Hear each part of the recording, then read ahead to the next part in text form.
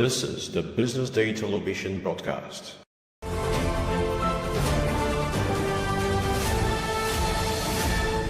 You are watching Business Day television.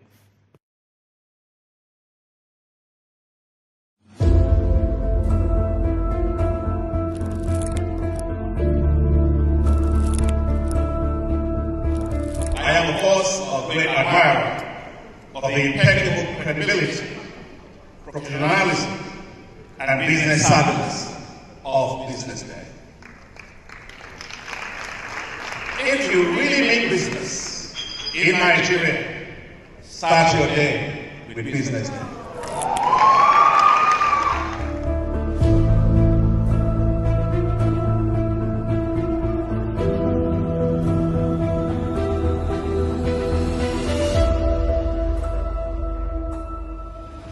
Business Day is West Africa's leading provider of business intelligence and information on diversified media platforms including online, mobile and print. Started with a weekly newspaper production in 2001, Business Day's premier content can now be accessed through print, mobile and online, with syndications from the Financial Times, The Economist and Harvard Business Review. Our singular and overriding objective in Business Day is to be the premium provider of business and financial content and assist every reader in making intelligent decisions in Nigeria and Africa. Since establishment, our focus has been to empower the general public and decision makers with insightful, relevant and accurate information about Nigeria's business and finance environment, as well as how global events shape it. To do this, we track the stock market and report on the companies shaping it. We report government policies and how they impact the economy and point to you the best investment ideas. From decoding market trends to dissecting economic shifts, we are the compass guiding decision makers through complexity. For being consistent in organizing these CEO forums for almost the last 14 years, I think this was a commendation, and I think something that will encourage them to continue. We're not just about reporting headlines. We provide a forum to discuss the key issues driving the economy through impactful conferences. We provide the platform for industry leaders to share the narratives that drive innovation. Our conferences spark dialogues, events galvanize connections, and insights bridge the gap between inspiration and achievement.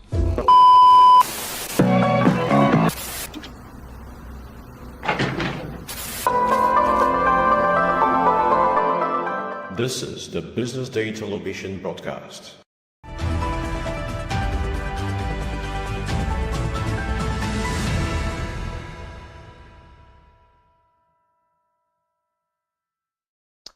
Good morning and welcome to your daily dose of energy, ideas and inspiration. This is the BDTV Breakfast Show.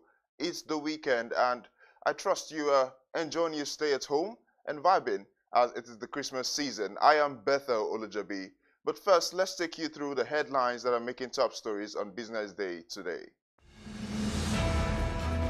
Dangote Refinery reduces petrol price to 899.50 naira. Wike revoked Buhari, Onoge accused Abuja land title. Domestic airfare surged 218% as Christmas nears. Ghana's top court dismisses challenge to anti-LGBT bill. Tyson Fury seek revenge and redemption in Usyk rematch.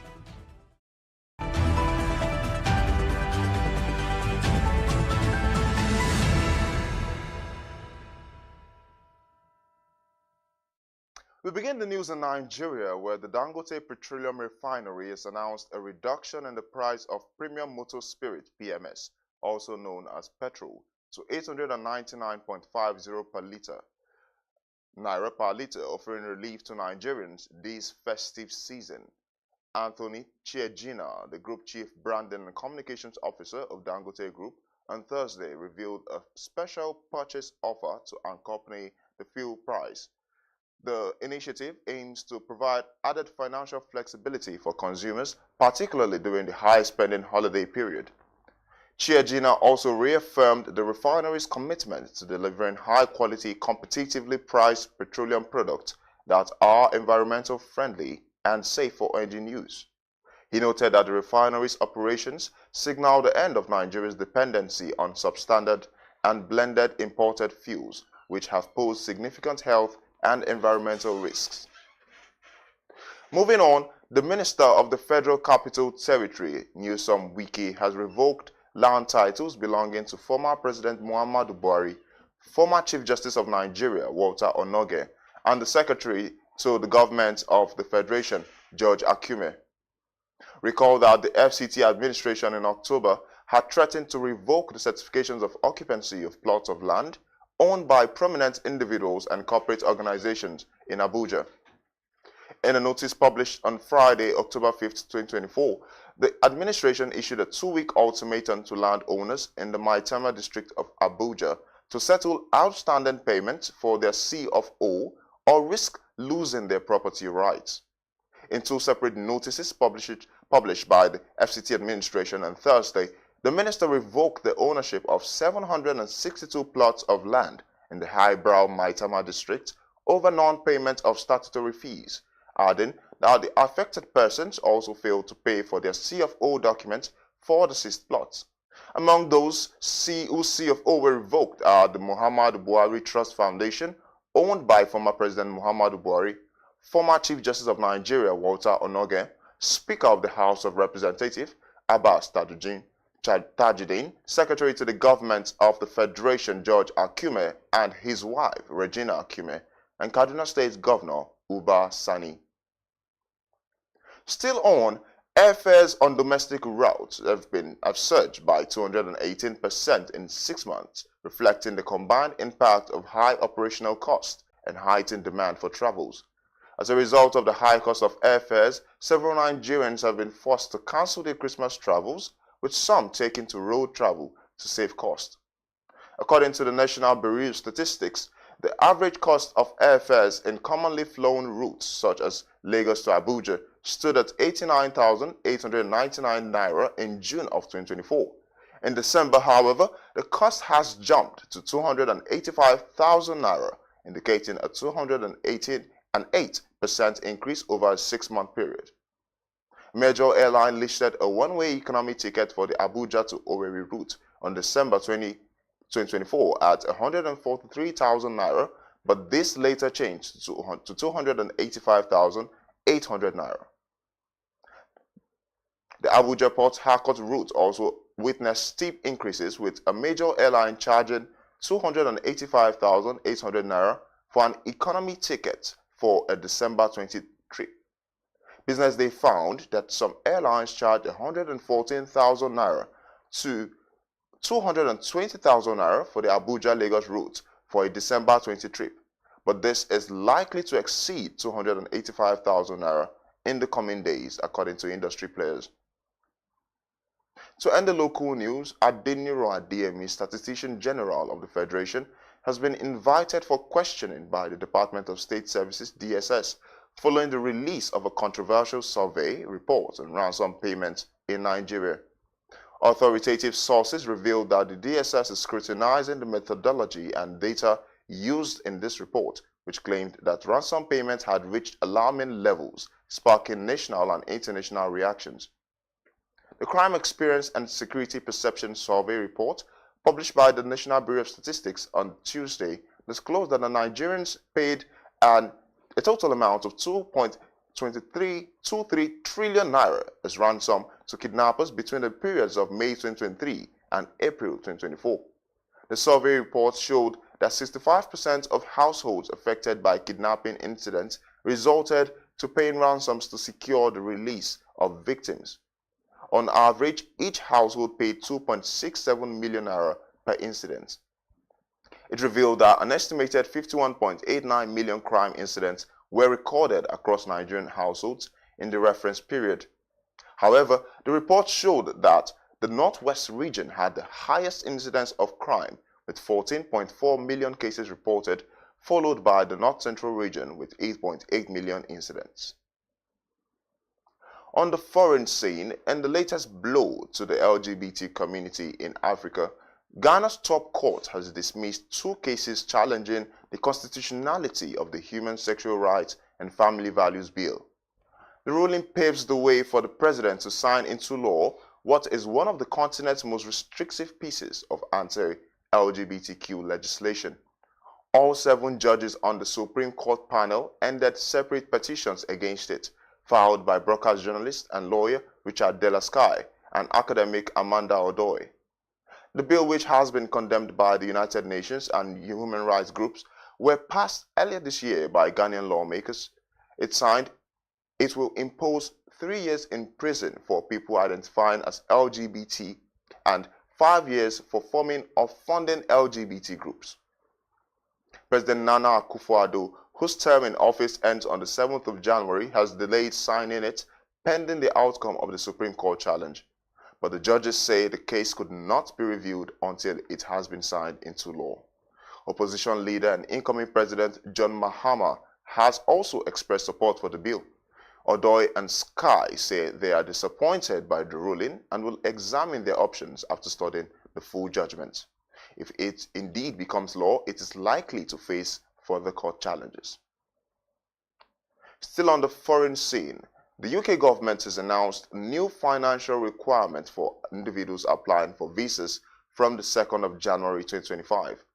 The changes affect students, tourists, workers, and families planning to leave or visit the country in the upcoming year. In a statement on its website, the UK government said the changes were necessary due to the rising cost of living and inflation. It added that the adjustments aim to ensure applicants can meet the financial demands of residing in the UK. For 2025, the UK has updated financial requirements for international students. London-based students must demonstrate £1,400 per month for living expenses, an increase from £1,334 in 2024. Students outside London must show £1,100 per month, up from £1,023. These funds must cover living costs for up to 9 months. Additionally, students must prove they have enough funds to cover their first year's course fees.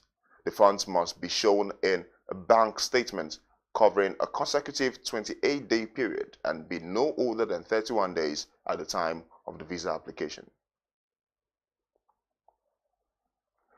Now to sports. Tyson Fury will step into the ring against Alexander Usyk on Saturday night at Riyadh's Kingdom Arena with the weight of history, personal redemption, and 3 heavyweight titles on his shoulders. The rematch against Usyk promises to be a thrilling clash between 2 of the sport's greatest heavyweights. Last year, Fury suffered his first career defeat, losing a closely contested split decision to Usyk. The fight was marred by adversity for Fury, including a training camp injury, a family tragedy, and a controversial weight gain. Now, 7 months later, Fury is determined to avenge the loss and reassert his dominance in the heavyweight division. The rematch promises even greater stakes, with a reported prize purse of £150 million, the majority of which is expected to go to Usyk. This lucrative showdown is part of Saudi Arabia's continued push to use high-profile sporting events to bolster the global reputation, drawing accusations of sport washing from critics concerned about the nation's human rights record. To end the news, newly crowned African Player of the Year Ademola Lookman has revealed how his move to Atalanta in 2022 was pivotal in shaping his football career. The 27-year-old Nigerian forward overcame stiff competition from Achraf Hakimi, Ronwen Williams, Sehu Gourassi, and Simon Adingra to claim the prestigious award. Lookman became the 6th Nigerian to claim the prestigious CAF Player of the Year award at the 2024 CAF Player Awards in Marrakesh. The achievement marked a defining moment for Lookman, whose career had been marked by struggles to make a lasting impact during his stints at Charlton Athletic, Fulham, RB Leipzig, Leicester City, and Everton. Lookman's breakthrough came after joining Serie A side Atalanta, where he flourished over the past 2 years. When asked about the role Atalanta played in his development, Lukman expressed his gratitude, saying the environment that the club gave him has been very key to his growth as a player. Before we go on Monday, BDTV will be releasing an exclusive report on the duplexes and apartments confiscated by the EFCC, alleged to be owned by the former CBN governor, Godwin Emefiele.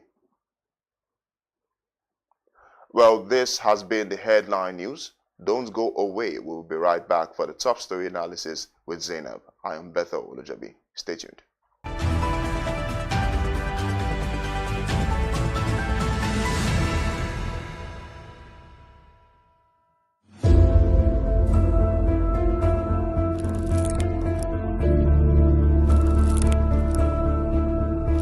I am, of course, a great admirer of the impeccable credibility, professionalism, and business savviness of BusinessDay. If you really mean business in Nigeria, start your day with BusinessDay.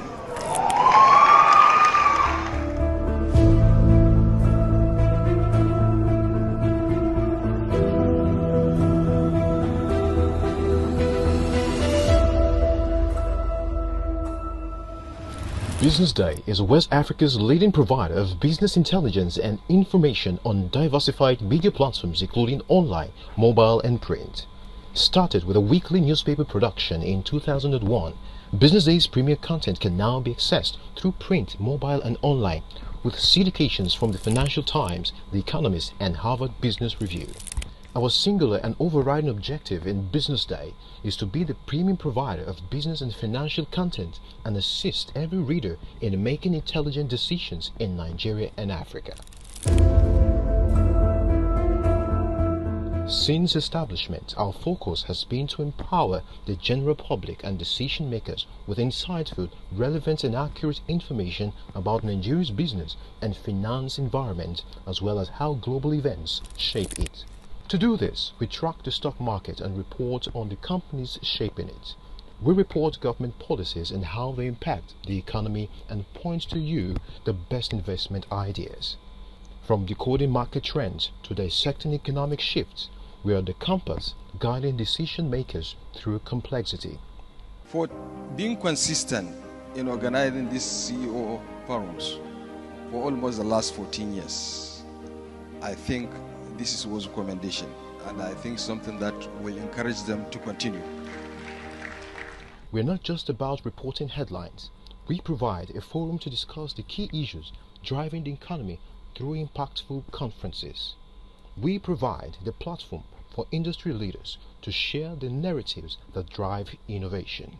Our conferences spark dialogues, events galvanize connections, and insights bridge the gap between inspiration and achievement.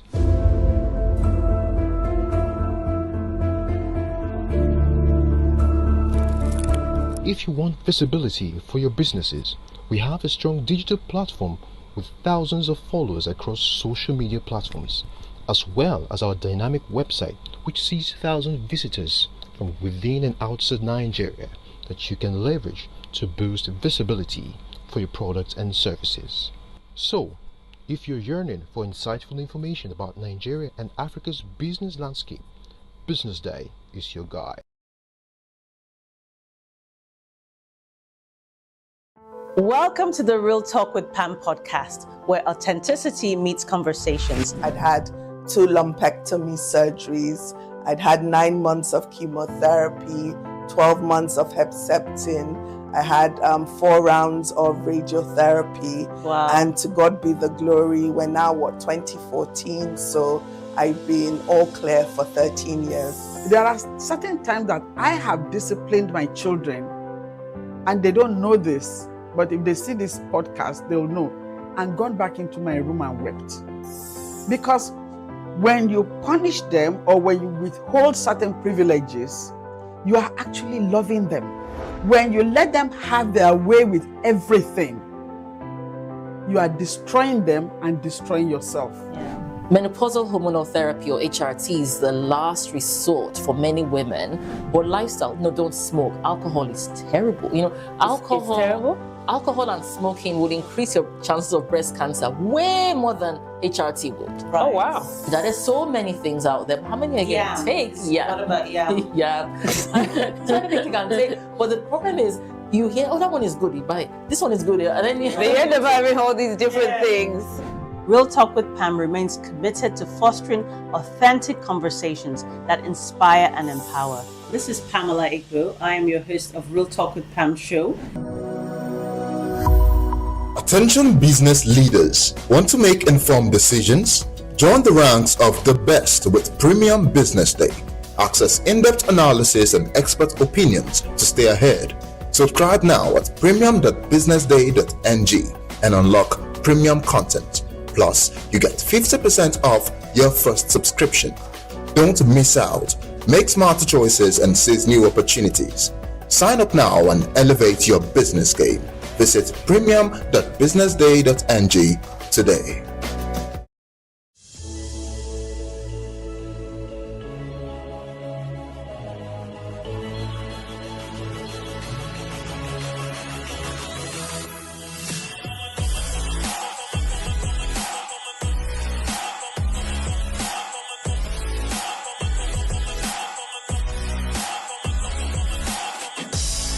Culinary Delights was actually started to tell innovative, exciting, and positive food stories out of Lagos, Nigeria.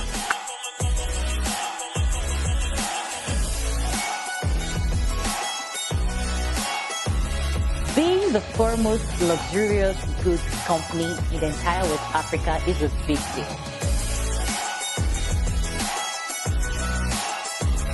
Will you have every opportunity? No. But you see, the opportunities you lose on account of your value system, that's your opportunity cost for what you believe, and it's a price you must be willing to pay.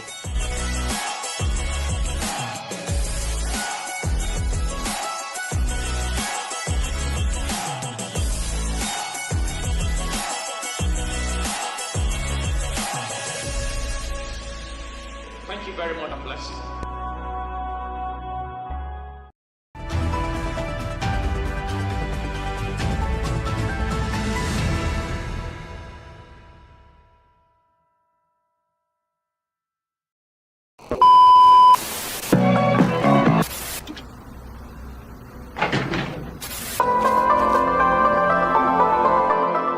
This is the Business Day television broadcast. Attention business leaders. Want to make informed decisions? Join the ranks of the best with Premium Business Day. Access in-depth analysis and expert opinions to stay ahead.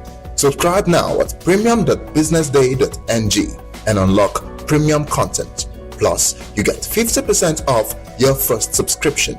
Don't miss out. Make smarter choices and seize new opportunities. Sign up now and elevate your business game. Visit premium.businessday.ng today. My name is Nikki Alao. I'm the Chief Research Officer at BusinessDay Intelligence. BusinessDay Intelligence is a full-service market research and data company. We offer tailored services for strategic planning and decision-making. So helping businesses to make informed decisions that would boost their bottom line and determine the marketing mix. We gather and analyze relevant data through ecosystem immersion, in-depth interviews, focus groups, and some of the other services we provide include consumer insights, feasibility studies. So whether you're trying to understand the market size and potential growth and the competitive landscape. In challenging economic times like this, which is the theme of the conference, I think it's crucial. It's paramount for leaders to display resilience, agility, and a digital mindset. And we at BusinessDay Intelligence provide that support by offering and delivering customized solutions that address those unique needs. So get on the rank of visionary leaders, and will help you on that journey to strategic growth.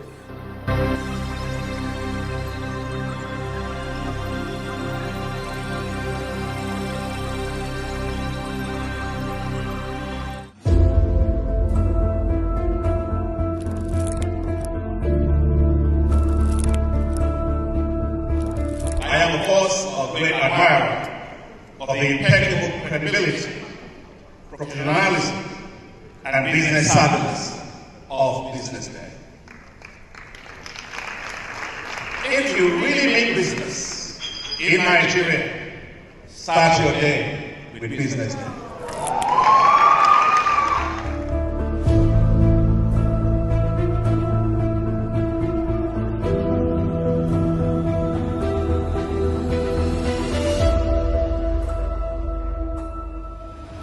BusinessDay is West Africa's leading provider of business intelligence and information on diversified media platforms including online, mobile and print. Started with a weekly newspaper production in 2001, BusinessDay's premier content can now be accessed through print, mobile and online, with syndications from the Financial Times, The Economist and Harvard Business Review. Our singular and overriding objective in BusinessDay is to be the premium provider of business and financial content and assist every reader in making intelligent decisions in Nigeria and Africa. Since establishment, our focus has been to empower the general public and decision makers with insightful, relevant and accurate information about Nigeria's business and finance environment, as well as how global events shape it. To do this, we track the stock market and report on the companies shaping it. We report government policies and how they impact the economy and point to you the best investment ideas. From decoding market trends to dissecting economic shifts, we are the compass guiding decision makers through complexity. For being consistent in organizing these CEO forums for almost the last 14 years, I think this was a commendation, and I think something that will encourage them to continue. We're not just about reporting headlines. We provide a forum to discuss the key issues driving the economy through impactful conferences. We provide the platform for industry leaders to share the narratives that drive innovation. Our conferences spark dialogues, events galvanize connections, and insights bridge the gap between inspiration and achievement.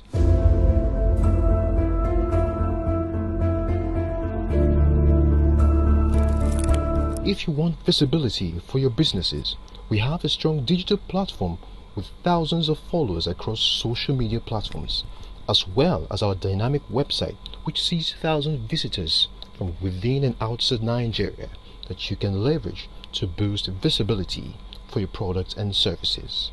So, if you're yearning for insightful information about Nigeria and Africa's business landscape, BusinessDay is your guide.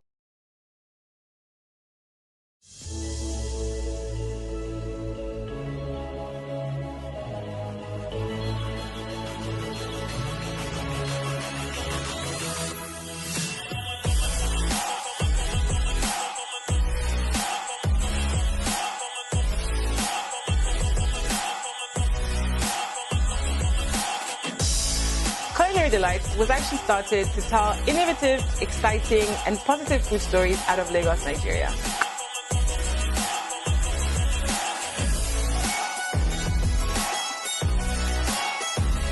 Being the foremost luxurious goods company in the entire West Africa is a big deal. Will you have every opportunity? No. But you see, the opportunities you lose on account of your value system, that's your opportunity cost for what you believe, and it's the price you must be willing to pay.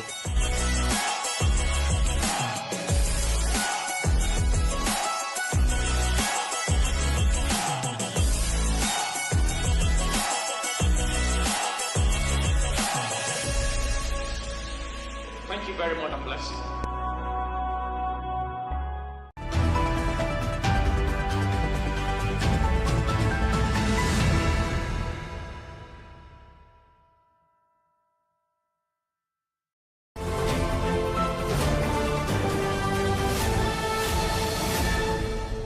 are watching Business Day Television.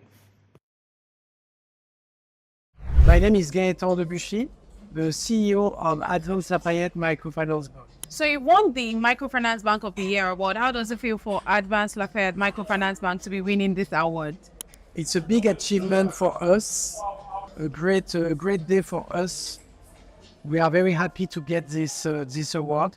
To be the best microfinance bank of the country is a milestone for all of us. For the microfinance sector is quite interesting. You see that we have the banks, the fintechs, the microfinance bank. What do you think is something that Advanced Lafayette is doing differently from other microfinance banks? You know, in Advanced Lafayette, we are making impacts. Each day we are making impacts. We give a loan to a business owner, deposit, health insurance. So our mission, the financial inclusion, our mission is to make impact for the population, the citizen. What do you have to say to your customers who also have been part of the success of your bank? Okay, first of all, we provide useful and impactful financial services like loan for business owner, deposit, health insurance. We have also all the channel to be accessible, USSD, mobile app, POS. Yes, this is what we do for our customer. In addition of that, we are customer-centric. It's very important for us to be customer-oriented, to take care of our customer. We are there all the time for our customer. Any words for Business Day? Thank you. Thank you, Business Day, for this award. We appreciate you a lot. Thank you. Thank you, sir. Hi, my name is Michael Abiodun Thomas, Managing Director, CEO of United Capital Trustees, and I'm happy to be here. Welcome to Bafia Awards. You've just won the Trustees Company of the Year. Why do you think that United Capital took away this award?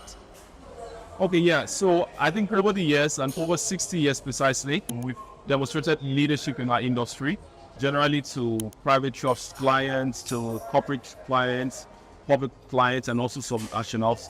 And I think what we've done over the year is to evolve and to get better and in our services and the things that we do, which are just excellent things that we run generally across board. This award is coming as a testament to our resilience, our innovation, our ability to grow with our clients decades over decade and watch the evolving state of their businesses or their individual lives change before us. And we are happy to continue to do this. Awesome. So when we talk about excellence in banking and financial sector, what do you think that every bank can learn from the United Capital? Yeah, one of our mantras is above and beyond. That doing what you ought to do is not enough. Stretching yourself, going the extra mile for your clients, putting in the extra effort will yield positive results now and much, much later. It's a win-win both for yourself and the company, and more importantly, your stakeholders, your clients, your employees, your board members, everyone putting on brand. That set of mindset, that same attitude to want to be the best and give the best are some of the things that we're happy to continue to demonstrate. Any words for your customers who certainly we could say there's no bank, there's no company without its customers, its clients. Any words for your customers today? Yeah, I mean, we are happy to do this with you. We are more than excited to provide the services to you.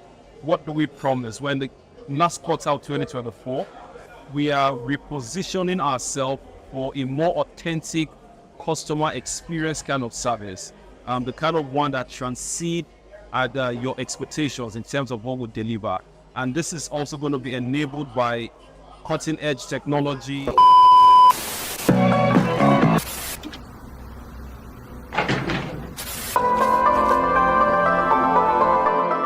This is the Business Day Television broadcast.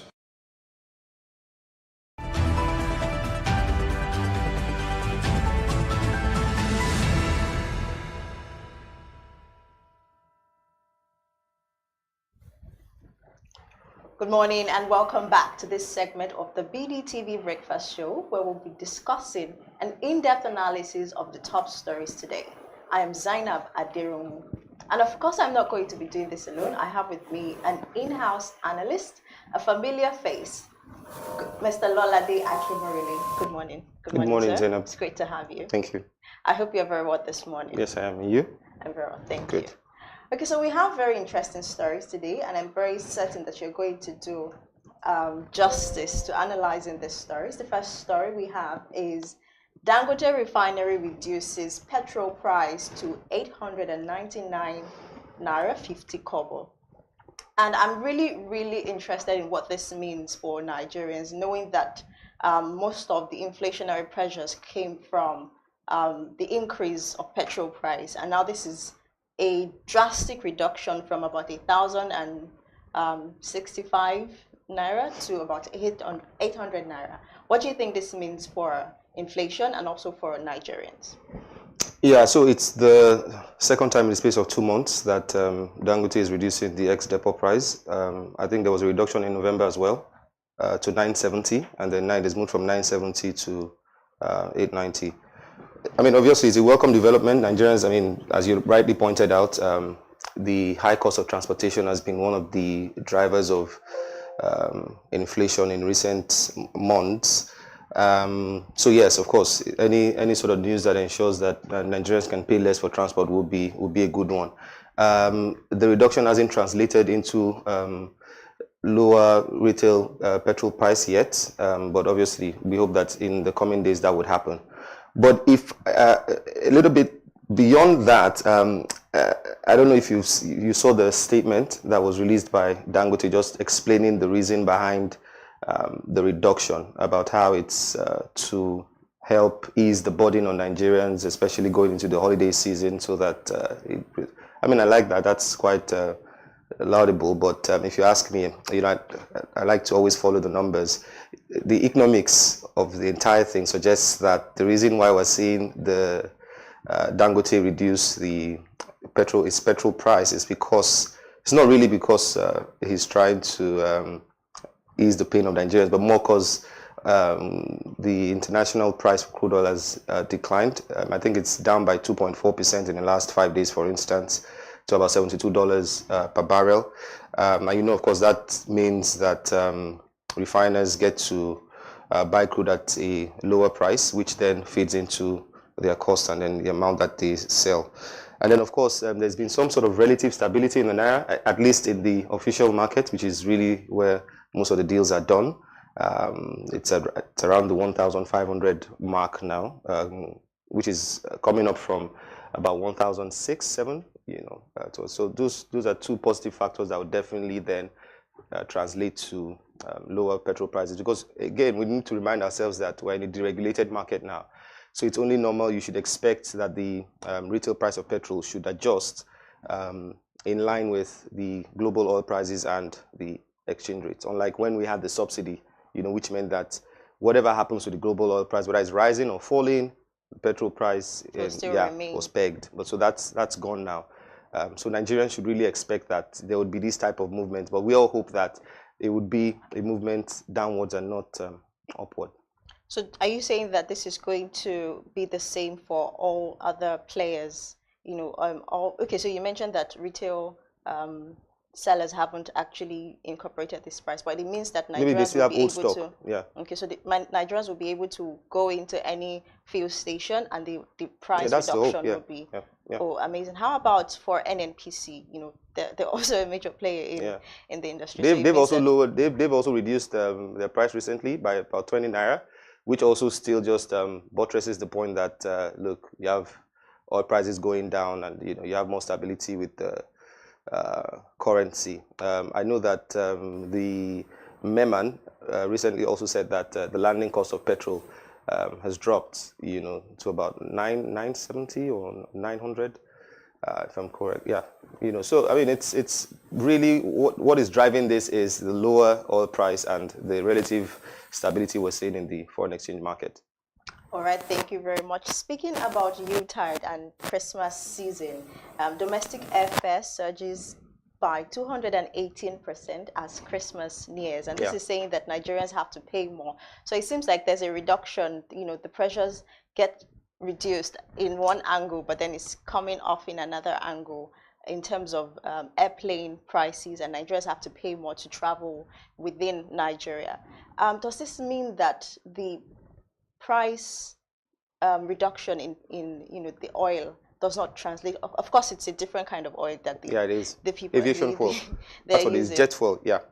So how do you think Nigerians will be able to cope in such a season, knowing that this is something that would add to their inflation and drive up their cost of living? Yeah, fares are rising, but I mean the logical thing to do is, I mean, if it's no longer affordable, then for people who would normally travel to other parts of the country at a time like this, we just probably sit back at home. It's as simple as that.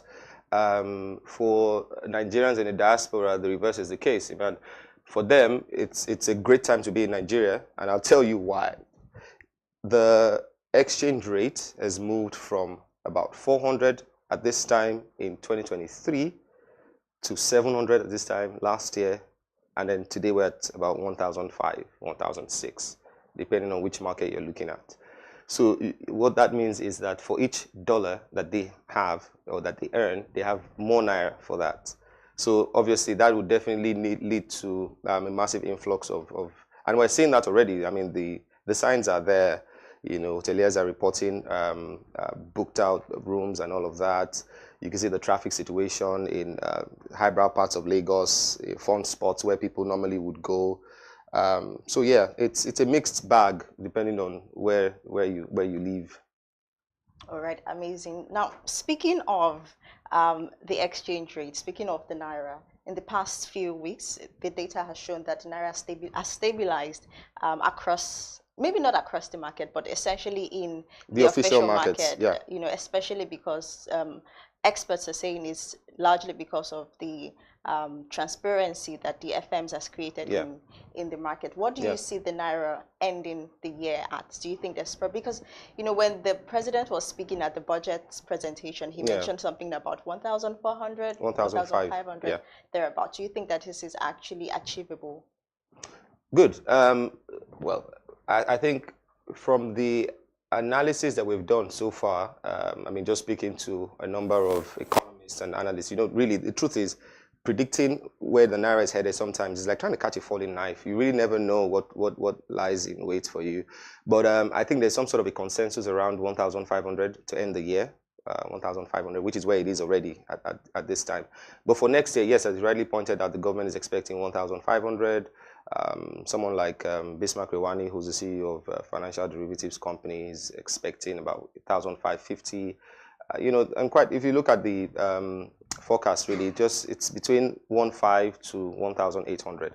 Truth is, I think what we should talk about or spend more time looking at would be what are those factors that could affect the performance of the naira in 2025. The president, during the budget presentation, said that external reserves have risen to about $42 billion. That's the highest in more than 5 years. That's significant. I know that the central bank governor, Molayemi Cardoso, has said that the central bank would not defend the naira with reserves because, I mean, it was very strange at some point that your reserves, you were seeing this accretion in external reserves, but it wasn't really translating to a stronger naira. So, and then he came out to clear the air to say, you know what, the central bank is not going to be playing an active role in the FX markets. We want the autonomous players to do that, because they're trying to rebuild that investor confidence that was utterly damaged in the under the previous central bank governor. So you'd understand that, but external reserves looking up, which is good.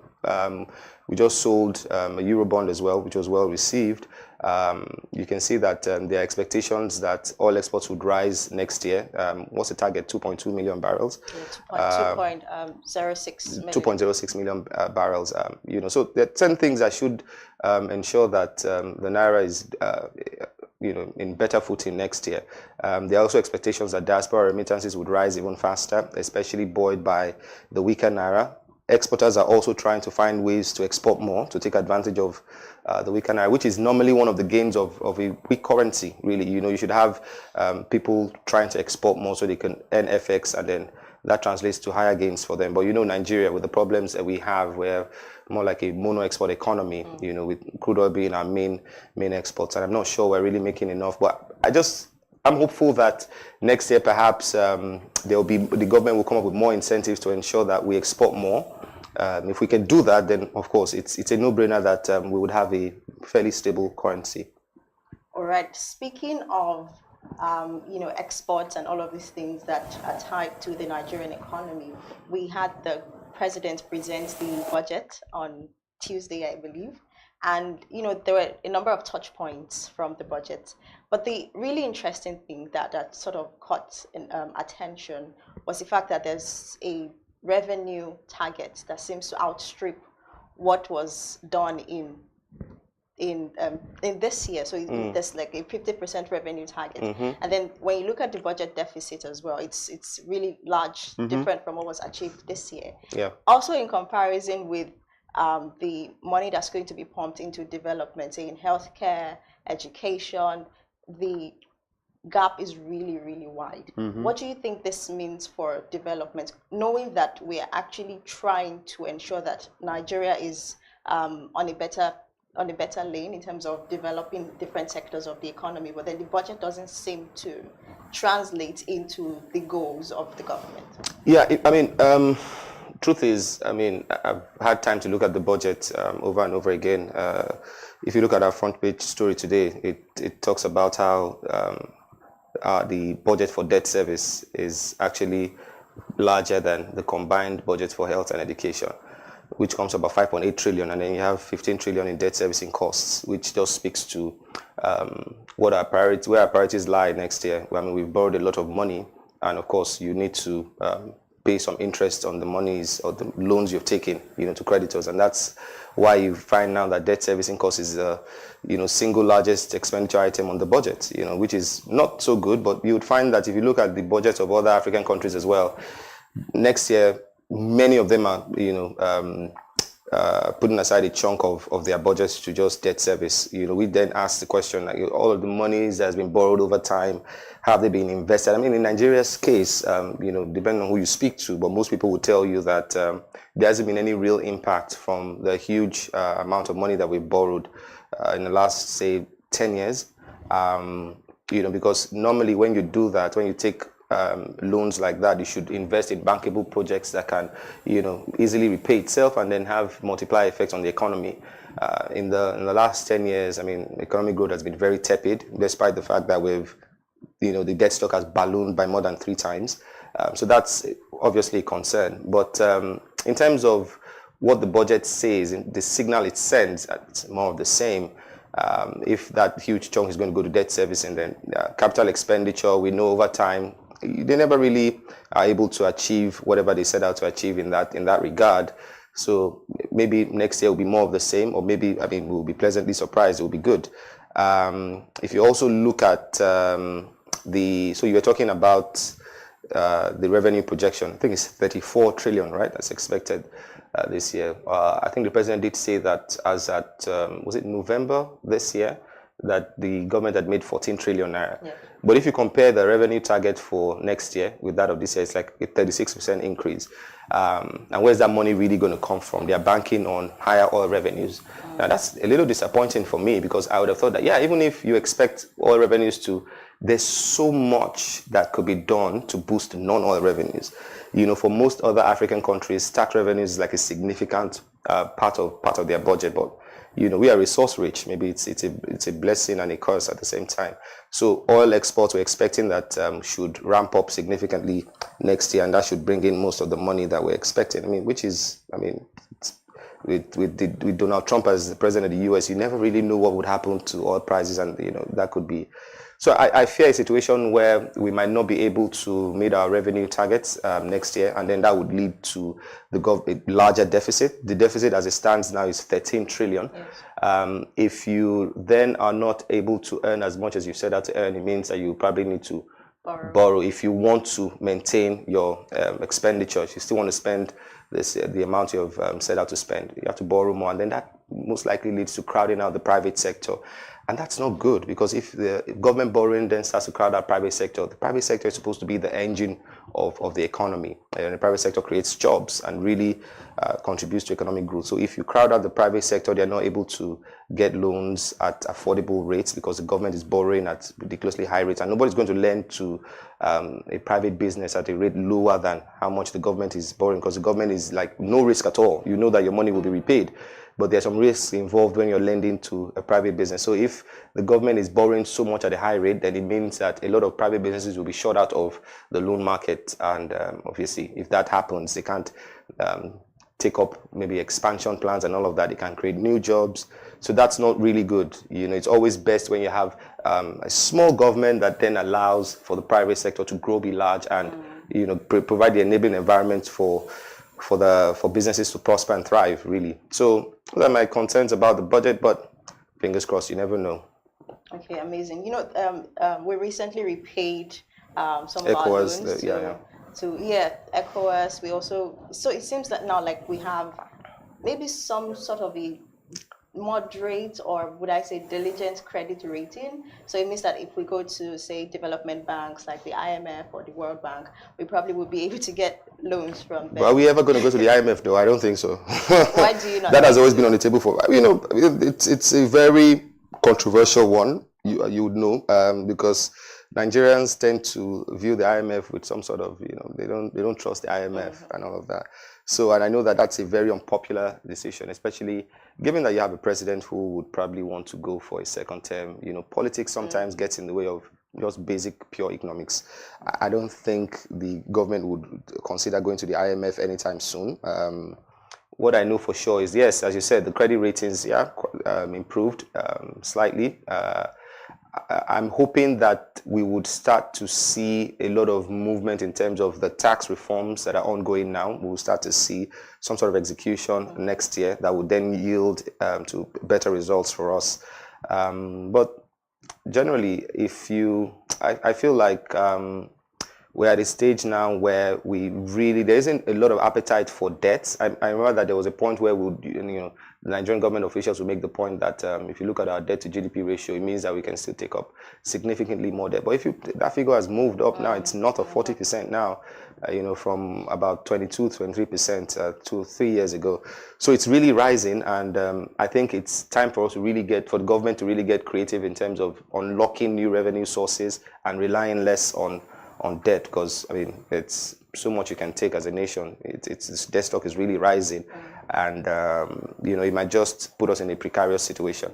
Sure. Thank you. Just before we end, I really want us to talk about inflation and the inflation target that the president is looking at. 15%. How do you think that is? Do you even think that is achievable? What exactly are the factors that would have to go into reducing inflation from about 30 to 15? That's like half of what is actually good. So it's crazy. It's technical.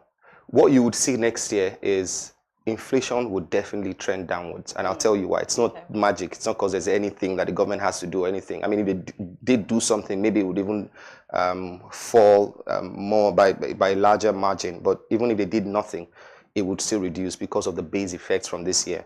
So when you're coming from a high base, I mean, there's only so much you could still accelerate. So if you factor that in, then of course inflation should trend downwards but 15% looks, when I compare that to the other inflation estimates I've seen from Fitch, the IMF, the World Bank, the African Development Bank, they're in the region of 20 to 25%.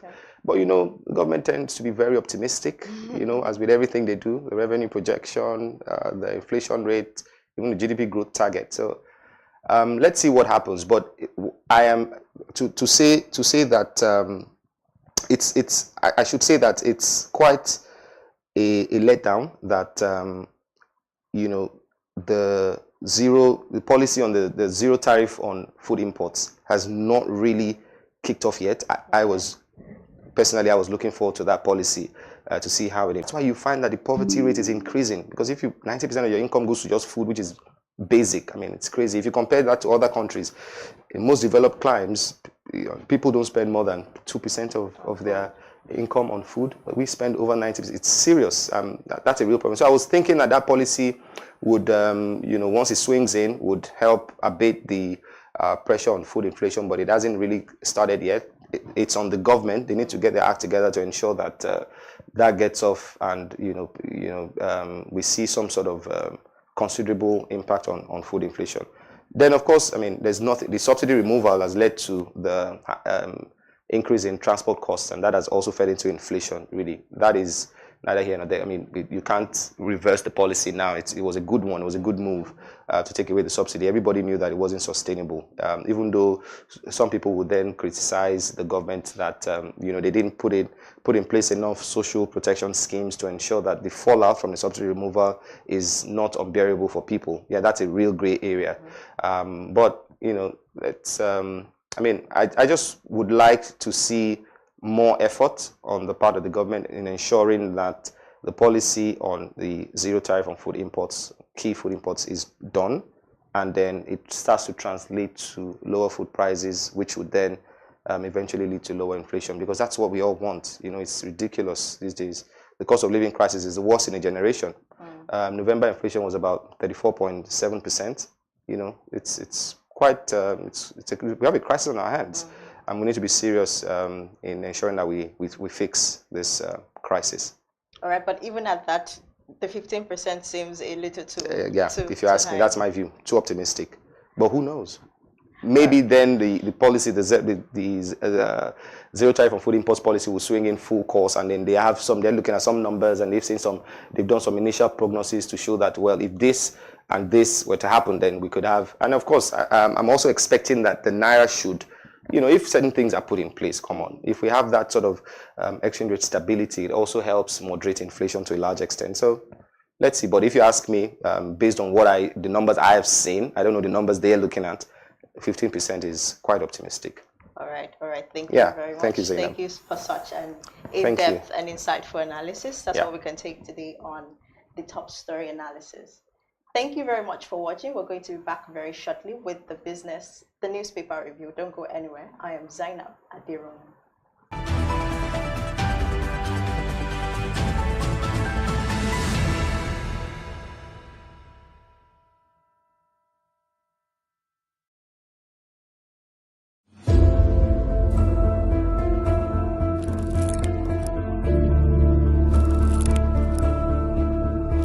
I am, of course, a great admirer of the impeccable credibility, professionalism, and business savviness of BusinessDay. If you really mean business in Nigeria, start your day with BusinessDay.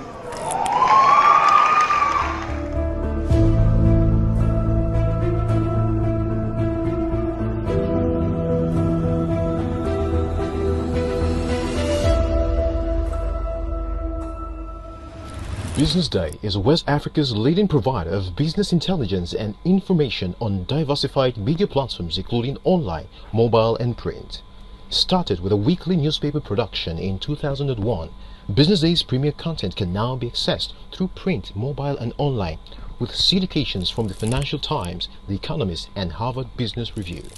Our singular and overriding objective in BusinessDay is to be the premium provider of business and financial content and assist every reader in making intelligent decisions in Nigeria and Africa. Since establishment, our focus has been to empower the general public and decision makers with insightful, relevant and accurate information about Nigeria's business and finance environment, as well as how global events shape it. To do this, we track the stock market and report on the companies shaping it. We report government policies and how they impact the economy and point to you the best investment ideas. From decoding market trends to dissecting economic shifts, we are the compass guiding decision makers through complexity. For being consistent in organizing these CEO forums for almost the last 14 years, I think this was a commendation, and I think something that will encourage them to continue. We're not just about reporting headlines. We provide a forum to discuss the key issues driving the economy through impactful conferences. We provide the platform for industry leaders to share the narratives that drive innovation. Our conferences spark dialogues, events galvanize connections, and insights bridge the gap between inspiration and achievement.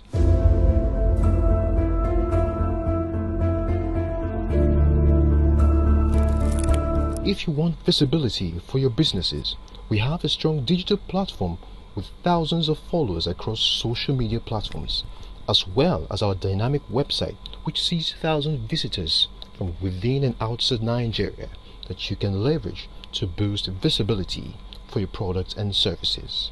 So, if you're yearning for insightful information about Nigeria and Africa's business landscape, Business Day is your guide. Welcome to the Real Talk with Pam podcast, where authenticity meets conversations. I'd had 2 lumpectomy surgeries. I'd had 9 months of chemotherapy, 12 months of Herceptin. I had 4 rounds of radiotherapy. Wow. And to God be the glory, we're now, 2014? So I've been all clear for 13 years.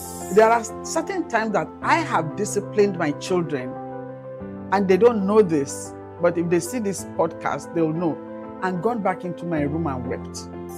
Because when you punish them or when you withhold certain privileges, you are actually loving them. When you let them have their way with everything, you are destroying them and destroying yourself. Menopausal hormonal therapy, or HRT, is the last resort for many women. But lifestyle, don't smoke. Alcohol is terrible. Alcohol. It's terrible?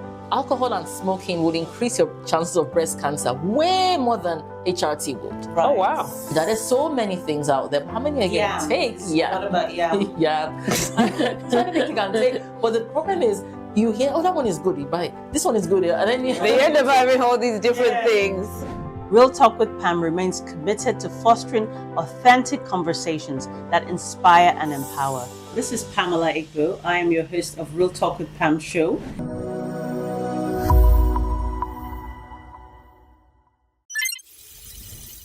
Attention business leaders. Want to make informed decisions? Join the ranks of the best with Premium Business Day. Access in-depth analysis and expert opinions to stay ahead. Subscribe now at premium.businessday.ng and unlock premium content. Plus, you get 50% off your first subscription. Don't miss out. Make smarter choices and seize new opportunities. Sign up now and elevate your business game. Visit premium.businessday.ng today.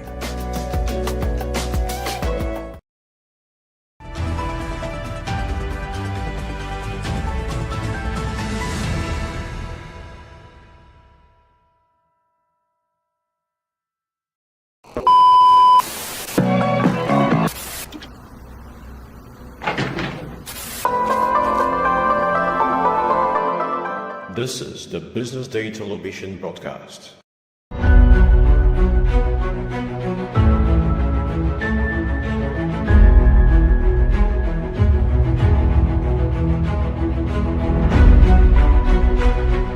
On behalf of our author and Business Day, I unveil this book, or recommend the book to everybody in Nigeria and Israel.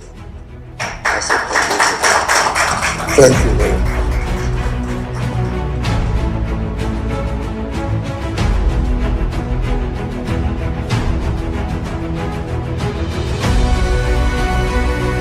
I want to congratulate you, Femi, for putting this together. I'd like to thank Frank Agbogo, Business Day, for giving him the platform to do this. I was part of this because our facility was asked to answer questionnaires and fill forms.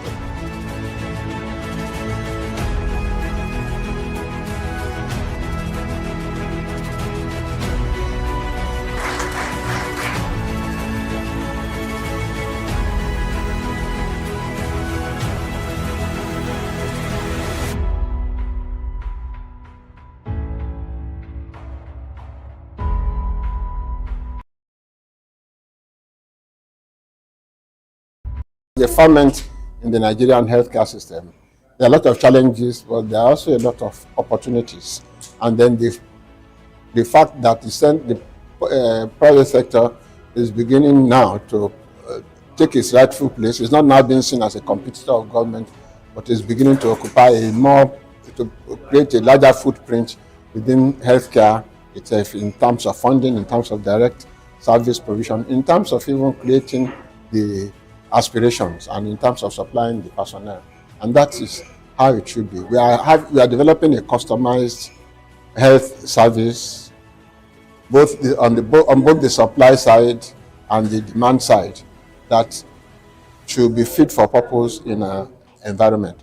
The supply side is moving fast, but without looking at the demand side and facilitating it, that is the access of the people who need to use the services, there's only so far they can go, or they'll be making investments that cannot be returned in the foreseeable future, and that is not right. People talk nowadays about patient capital.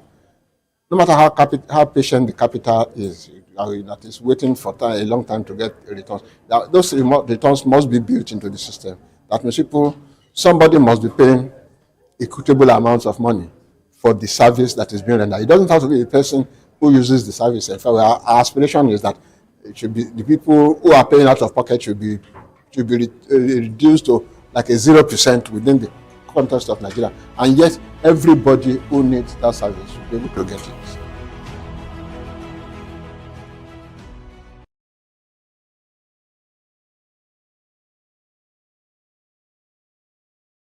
Welcome to the Real Talk with Pam podcast, where authenticity meets conversations. I'd had 2 lumpectomy surgeries. I'd had 9 months of chemotherapy, 12 months of Herceptin. I had 4 rounds of radiotherapy. Wow. And to God be the glory, we're now, 2014? So I've been all clear for 13 years. There are certain times that I have disciplined my children, and they don't know this, but if they see this podcast, they'll know, and gone back into my room and wept. Because when you punish them or when you withhold certain privileges, you are actually loving them. When you let them have their way with everything, you are destroying them and destroying yourself. Menopausal hormonal therapy, or HRT, is the last resort for many women. But lifestyle, don't smoke. Alcohol is terrible. Alcohol. It's terrible? Alcohol and smoking would increase your chances of breast cancer way more than HRT would. Right. Oh, wow. There are so many things out there. How many are you going to take? What about Yeah. So many things you can take. But the problem is, you hear, that one is good, you buy it. This one is good, and then they end up having all these different things. Real Talk with Pam remains committed to fostering authentic conversations that inspire and empower. This is Pamela Igbo. I am your host of Real Talk with Pam show.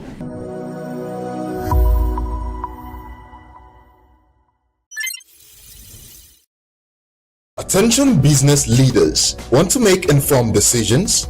Join the ranks of the best with Premium Business Day. Access in-depth analysis and expert opinions to stay ahead. Subscribe now at premium.businessday.ng and unlock premium content. Plus, you get 50% off your first subscription. Don't miss out. Make smarter choices and seize new opportunities. Sign up now and elevate your business game. Visit premium.businessday.ng today.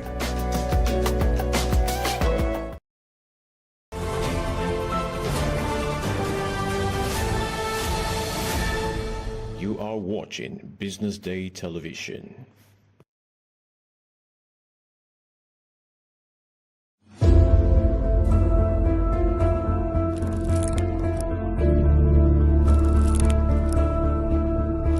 I am, of course, a great admirer of the impeccable credibility, professionalism, and business savviness of BusinessDay.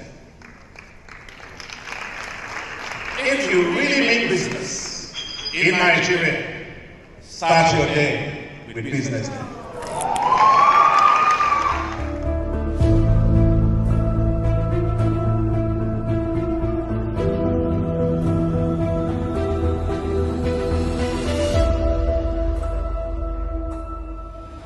BusinessDay is West Africa's leading provider of business intelligence and information on diversified media platforms including online, mobile and print. Started with a weekly newspaper production in 2001, BusinessDay's premier content can now be accessed through print, mobile and online, with syndications from the Financial Times, The Economist and Harvard Business Review. Our singular and overriding objective in BusinessDay is to be the premium provider of business and financial content and assist every reader in making intelligent decisions in Nigeria and Africa. Since establishment, our focus has been to empower the general public and decision makers with insightful, relevant and accurate information about Nigeria's business and finance environment, as well as how global events shape it. To do this, we track the stock market and report on the companies shaping it. We report government policies and how they impact the economy and point to you the best investment ideas. From decoding market trends to dissecting economic shifts, we are the compass guiding decision makers through complexity. For being consistent in organizing these CEO forums for almost the last 14 years, I think this was a commendation, and I think something that will encourage them to continue. We're not just about reporting headlines. We provide a forum to discuss the key issues driving the economy through impactful conferences. We provide the platform for industry leaders to share the narratives that drive innovation. Our conferences spark dialogues, events galvanize connections, and insights bridge the gap between inspiration and achievement.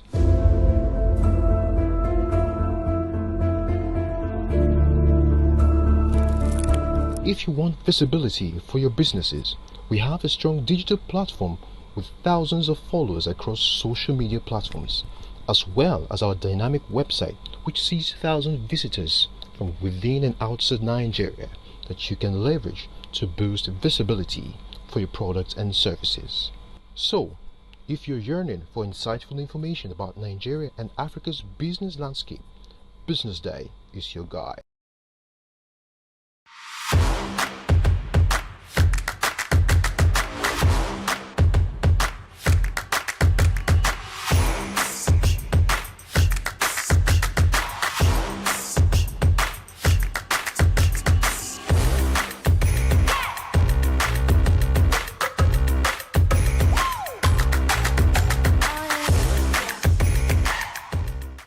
Attention business leaders, want to make informed decisions? Join the ranks of the best with Premium Business Day.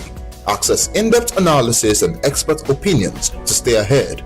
Subscribe now at premium.businessday.ng and unlock premium content. Plus, you get 50% off your first subscription. Don't miss out. Make smarter choices and seize new opportunities. Sign up now and elevate your business game.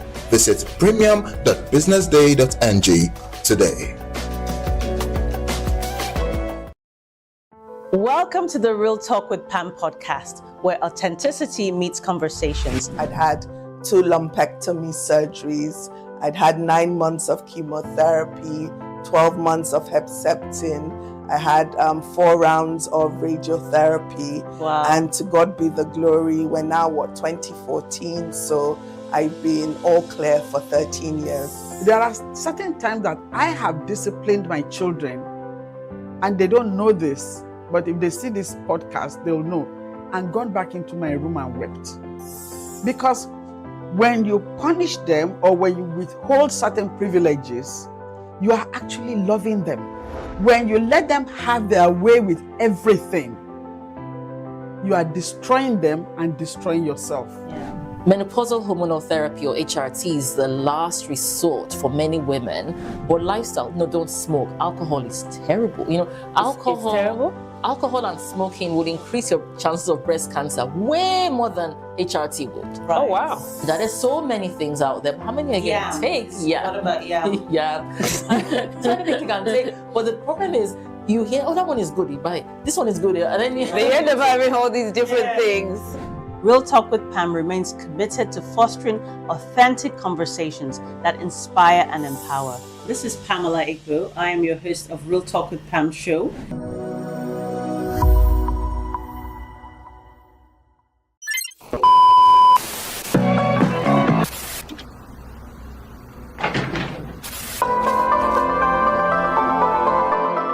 This is the Business Day television broadcast.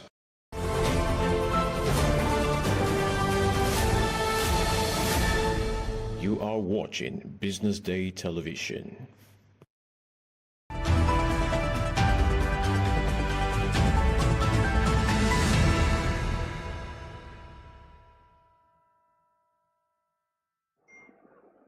Right now, we'll be reviewing the top stories on the front pages of some of the dailies we have today. And of course, I'm not doing this alone. I have with me in-house analyst, Stephen Oyekwelu. Hello, good morning. Good morning, Zainab. You're most welcome back. It's great to have you. Thanks. Yeah, it's a pleasure to be here, surely. Amazing. Let's look first at the front page of The Punch. And it says here there are a number of different really interesting stories. We're going to start with the big story that's here. It says Ibadan Fun Fair tragedy. Tinubu orders probe as Oni's ex-wife detained. Deaths rise. So apparently there had been a fun fair in Ibadan, which had been organized to be celebratory, but somehow it took a turn and it became, there was a stampede and so many people got injured. A number of people actually died and, some of people have been detained by the police. I really want you to do a little bit of expose on this for us. Yeah, I think this speaks here now to when we have such events, how you manage the crowd, right? And so it has a lot to do with even so because when you have such a so apparently she had this fun fair for children, and then they filled up the venue. And as for some reason there was this stampede, and as at yesterday what I saw was about 38 children had died, and that's tragic. It's a big tragedy. So it speaks to how we organize events, and sometimes, in this case, it's quite tragic. But there are instances where I think it's HSC stuff. So it's even health. So when you have an event, what arrangements do you have to even take care of the health of the people while they are there? And then S will be for the safety. So what arrangements are there for safety? Are there some safety experts there to help manage this kind of emergencies? And you find that even at some of these events, the things as basic as the conveniences are not even available. So. It speaks to the whole event management, which is it's a whole craft and a technique in itself. But it's sad that the safety was not that safety angle was not properly managed at that event. Something that's supposed to be fun turned into a tragedy. It's particularly sad. Yeah. Especially coming at a time like this where a number of parents, like you mentioned, a number of children had actually lost their lives, and parents had been counting down to the end of the year, thanking God, saying, "Oh, thank you, we made it through 2024," and unfortunately, something like this had to happen. I'm also wondering what the narrative would be concerning it's the ex-wife of the Oni of Ife, and being in detained and being probed. It seems like she wanted to do something good for the people, but somehow it sort of turned around. But I think it also speaks to how Nigerians, we have this crowd culture, and I'm not really particularly sure how to describe it. But when things are, say, being shared or there's something free, we just sort of go in all of, and there's a lot of people, even security. So I don't want to believe that she didn't make the planning committee or the organizers didn't make proper arrangements for security. But when there's a lot of people, it's something that they're probably not able to handle anymore. So it's really a sad story, knowing that this was supposed to be a good cause, but now it took a different turn. Really, really sad. It's sad. It's sad. Well, our thoughts and prayers are with the parents of these children, and also we hope that this is a lesson and it doesn't repeat. It's often so. It's one thing for it to happen now, and then everyone is how do you say it now? So there's this frenzy. Oh, you should have done this, should have done that, right? Once this is done now, you find that we may not even have. So what would be the basic things that should be in place when you have, how many people can you even convene at a venue, yes. you know, and so some basic things like this, and then when such let's say there are some laws that are, or some policies that are formulated, they should be enforced. So we don't have such we don't have a repeating. Anyway, it doesn't happen that often, but it shouldn't happen at all. Of course. And let's go on to another story on this front page as well. We're talking about Wike revoking some. I would say, you know, when there was the list, when you look at the list, they're mostly politicians, you know, but you know, some people revoking their ownership to land rights in Abuja, specifically in Maitama, and it was over the fact that they hadn't paid certain levies and certain fees that were supposed to, like the COO and certain other things that were supposed to consolidate their ownership of those lands. But I was really actually concerned about the fact that this whole list is made up of politicians. And knowing that, it was just concerning. What do you think about that? So, I mean, if you're a politician, you're expected to know some certain basic things like, okay, the charges that were supposed to have been paid, that have been paid. But let's say it's even particularly bold of Wike to do this. Yeah. And I don't know what you know, in politics, you don't know what the intentions are. But what we're seeing, what I see, is bold. It's really a bold move to do this. And in the coming days, we'll see how it unfolds. But again, it speaks to this whole the culture of entitlement that now we tend to have in our country. So we to do things as basic as pay the necessary charges, we tend to find, or many tend to find a way to avoid paying basic charges that government requires, even to again take care of things. So because these charges will somehow be plowed back into the economy in terms of infrastructure that will deliver to the public. But there's always this, you find people trying to avoid paying basic charges, or even taxes, you know. Well, anyway, there's always been this kickback, you know. We don't tend not to want to give to government, but some say, you know, the mindset of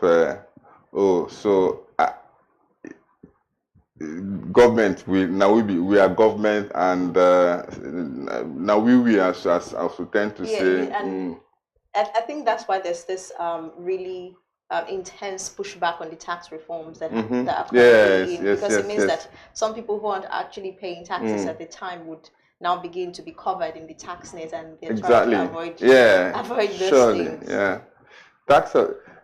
Anyway, in the history of taxes, there's never been any time when it was accepted by especially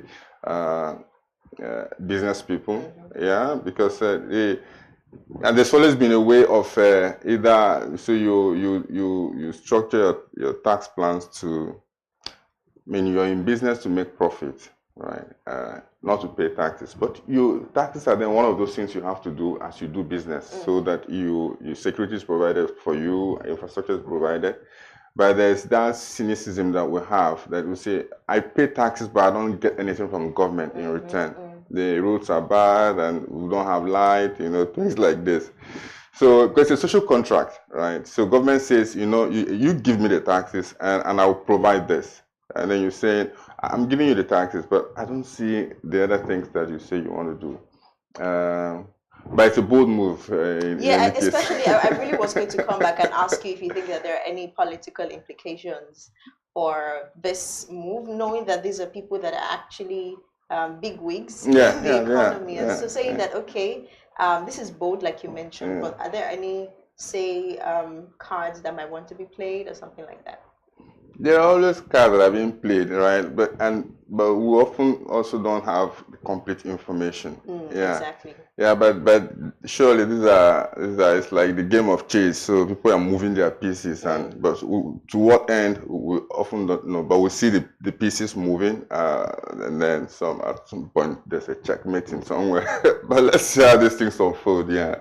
All right, amazing. Now let's move on to the front page of the Business Day newspaper, and I find the stories here really thought-provoking. Let's start with the front page, the big story. It says here that 16 trillion naira debt burden outstrips security, education, and I dare say even health budget. When you think about the budget presentation that the president did on Tuesday, and you think about the amounts that was allocated for health, education, and security, and then you add up all of these figures, it's not up to the amounts that goes to debt burden, especially when you talk about debt servicing and how much is going to actually be going to repaying our debts, our debt burden.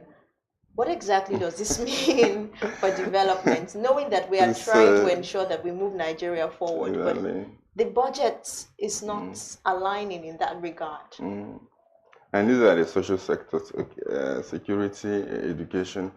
I think it was yesterday that we carried a story that said it was education, security, and health. The three comprised 30% of the budget, and it looked like we were going to celebrate something. But that now to see that the what we pay to service our debt is more than what we have laid out for security, education, and like you rightly pointed out, health too. These social sectors have always suffered, really. Yet they are, when you talk about development, like you said, these are they are foundational to development. Exactly. I mean, an unhealthy population won't be productive, right? And then when there is insecurity, people can't go to the farms, for instance. And then we have education. When the population is not you don't have a human capital or capacity you require, that's also a challenge, because companies look to go to where there are pools of talents, right? They go to where they can find the talents they want for their businesses. And so if then we don't have enough, not even enough, we're not budgeting. If to service our debt is preventing us from developing, it's more like a vicious cycle. So you giving so much to service debt, you're not able to develop the social sectors, and without the social sectors, you're not able to develop, and then you're having to borrow more because the productivity isn't helping to boost the local economy, and you're further getting into debt, and We're basically running around in circles. Yes. We're basically running around in circles, and that's really sad. It is. When you think about the fact that we're Nigerians especially, we've been going through a lot of economic headwinds, from the hike in fuel prices to inflation to the subsidy removal, and we're thinking, okay, this is going to lead us somewhere, but it seems like it's not translating, especially when you look at the amount that has been allocated for recurrent expenditure, like traveling and all of those things. It's just and it's sort of, if I could ask you, do you think this sort of reflects the priorities, of course, of the government? Yeah, I mean, you say you put your money where. How do you say that You stuff? put your money where your mouth is.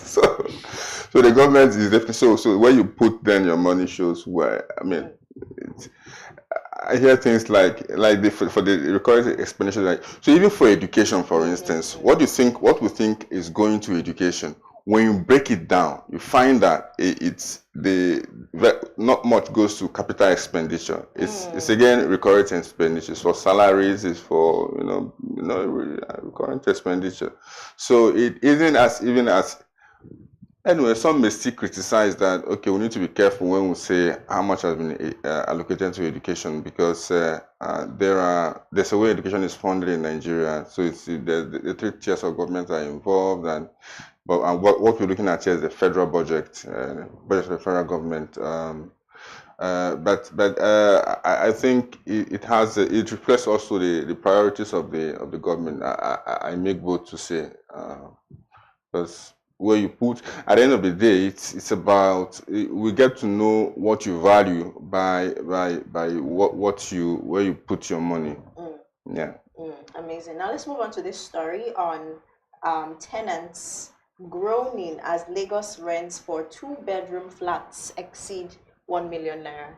So there's been this, if you survey a number of houses, say in suburbs like Surulere, or you maybe even go to the mainland, like maybe Maryland or all of those places, Ogudu, you'd find that previously, say in about 2 years before now, those were like hotspots for people who could actually afford, a sizable amount of money to dedicate to rent. But now, even those places are competitive, about 1.2 million naira, 1.5 for 2-bedroom flat for a year.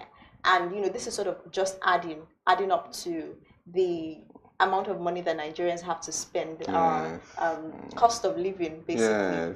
So how do you think that understanding where the budget is going, knowing that there's going to be, say, there's a projection that inflation will reduce by next year, would this actually translate into reduced cost of living, especially in terms of rent for Nigerians? Okay, for rent,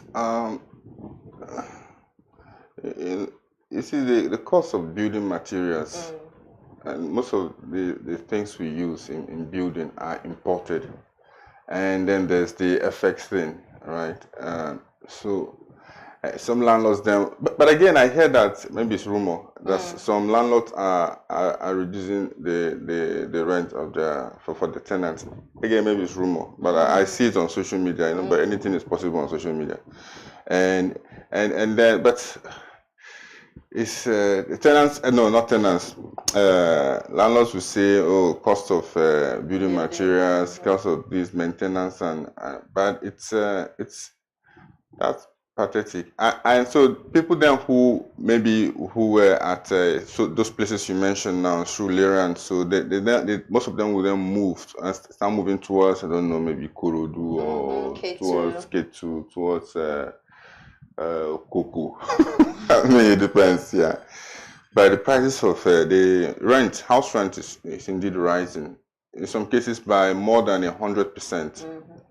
There are instances where someone who used to pay, I think it was about, I'm not sure now, but it was 3-bedroom. I think the person was paying around 1.5 million or so. The landlord said he was raising it to nearly 3 million. And so I don't see how the cost would will come down. I hear the temporary pain thing and the long-term gain, but projections are projections. You never really know how these things are going to. But it's worrisome, really. And there's nothing. I'm not sure there's much anybody can do about it. It just keeps going up. Speaking of the FX, you mentioned that the naira has been skyrocketing, but the data shows here that the naira has actually stabilized in the official market, especially, and there are a number of factors like the Eurobond issuances that actually did receive public acceptance, and then there's also the Yuletide season, more people coming from the diaspora. So there's a lot of these things. So do you think, especially because the Yuletide season would not last for very long. No. A lot of all of these people would have to go back, and we wouldn't have all of those dollars anymore. And then there would now be a demand for dollar. Do you think that it's something that can be sustained, the stability of the naira, and what exactly can go into its sustenance? Yeah, I think a couple of things. You find it. You know why we have this volume of supply in the market because of the Eurobond issuance that you mentioned, the just coming for Yuletide and things like this. So how do you then sustain it's not as if we don't know, isn't it? You have to grow. You have to grow your economy. We need to export more. Isn't that how we can do something that is sustainable? So maybe there are low hanging fruits that we need to look at. But the way to strengthen your currency is to have something of value. People need to be wanting to have your currency to buy something from you, right? And that's what then begins to strengthen your. So we need to grow the naira by growing our local economy, and we need to export more. I don't know if any other economy has done it apart from exporting. And that's by again. Then it comes back to the ease of doing business in Nigeria. So even the MSMEs that are supposed to be export oriented, are they even able to operate? There's no. You say the cost of some say the operational cost about 40% or so of operational cost of most of these MSMEs, micro, small, and medium enterprises. It goes to energy, about 40%, right? Maybe sometimes more because of the increases now in the cost of petrol and diesel and coal. But like it's not rocket science, right? You grow your economy, you position your industries so that you have more exports, and there's demand for the naira. People are wanting to come and they want to get the naira, they want to buy from us, and we are selling to them. Then the naira is strengthened. Right, and that's how we'll sustain it. But if we keep saying Eurobond or some of these diaspora remittances, they're not sustainable. Because even your diaspora is looking at many things. Again, looking at security, looking at how secure are the funds. You asked me to bring my money, but I'm not sure your economy is sustainable. Things and people are not secure, and don't know whether my money is secure. Amazing. Let us go to the Business Day's cartoon of the day, and I find this really interesting because it tells a lot of stories in just one picture. We can see somebody who looks like the president of the Federal Republic of Nigeria. If you look at the cap, it's a signature cap. Yeah. And then we see another person with the NBS tag. I want to believe that's the statistician of the MBS with the tag in front, and he's sort of pointing to a board, and it says here Nigeria Bureau of Statistics 2.2 trillion naira in ransom has been paid in 12 months.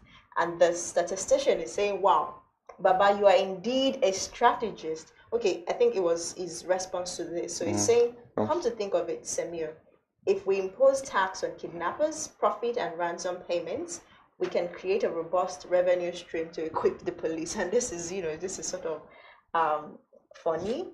And then he's saying, oh, you're indeed a strategist. And I think this is sort of speaking to, I would allow you to tell us what this is speaking to, but I want to sort of, it's speaking to the report that was released by the National Bureau of Statistics on ransom payment, security, and the level of criminal actions or criminal activities that had happened in Nigeria over a period of 12 months. And he was even invited by the DSS to sort of tell them where he got, or where the NBS got this report from. But tell us, sort of explain this cartoon to us. Anyway, the way this every work of art can be seen from several angles, right? And but if we picked just maybe 3 elements or items, then you'll find that. So first, ransom is already speaking to insecurity in the country that has been a recurring theme even in our show this morning. So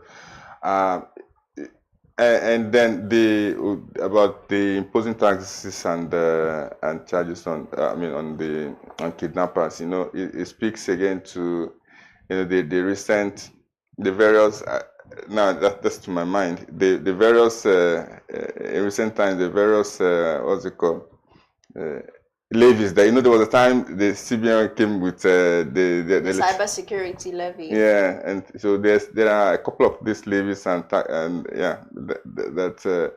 and different taxes that have been how do you say it? Imposing. Yes, and so since Nigerians are already bearing some of the burden, okay, maybe we should also tax the kidnappers, and why not? So it means that there's this the government has so much thirst for money now. Like there's this desire, not desire, more like the government is cash strapped and wants cash. So I mean, we could even then the image there of supposedly the president is saying, why not? We cannot then let's levy also the kidnappers. So there's this levy a parade of levies that we're experiencing. But the sad part is actually the ransom. The ransom thing is sad, meaning. But really, if we're going to talk about levying the kidnappers, I mean, it should be a different discussion. It should be about providing security and ensuring that these people are actually apprehended, such that Nigerians don't have to pay an exorbitant amount of money to kidnappers, ensuring that they're able to get their loved ones back. And we really should ask the MBS where they got their data from, because if you can't get this data, it means you can't access the perpetrators of these crimes. Okay, that's exactly. That's also an important angle to it. Yeah. So how did you get the data? But there's this thing that we see that you may hear often. There is, and you hear it from some security personnel, that there is no one anywhere that for whom, if the government wanted to get or apprehend, that the government cannot get to. And so there's this thing, the long arm of government. Government has so much access to data and can, and then with telecommunication, GPRS or GPS rather, all this the various technologies that we have now, government has access to so much information, and sometimes I'm a little surprised how you say you want to apprehend. The particular case of a former governor who the EFCC wanted to apprehend, and they said they didn't know where he was, but he was still within the country. But that I doubt that is true, because government can find out where anybody is at any point in time. And then coming back to, I was talking about the amount of information government can have access to. So the amount that has been paid in ransom for 12 months. So how did MBS access this data?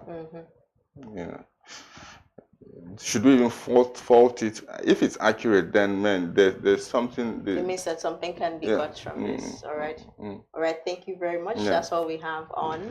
Thanks, Zainab. The newspaper review. Thank you very much for doing such an in-depth analysis for us. Thank you. Thanks for having me. I appreciate it. Yeah. Thanks.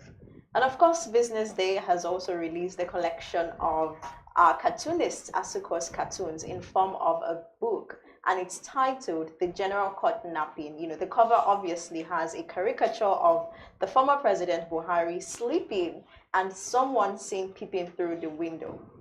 The hardcover goes for a sum of 50,000 naira, and the soft cover goes for a sum of 40,500 naira. It's indeed something to laugh about with friends, with loved ones in this Yuletide season. And of course, you should be able to get a copy so that you can see all of these cartoons that have been put into the book. To get a copy, you can contact the number that's showing on the screen right now so that you ensure that you have a copy of this groundbreaking cartoon book. Thank you very much for joining us on this segment of The Breakfast Show. A lot is still to come on Business Day Breakfast Show. Up next is The Big Story with Bethel Olujobi. Stay tuned. My name is Zainab Aderum.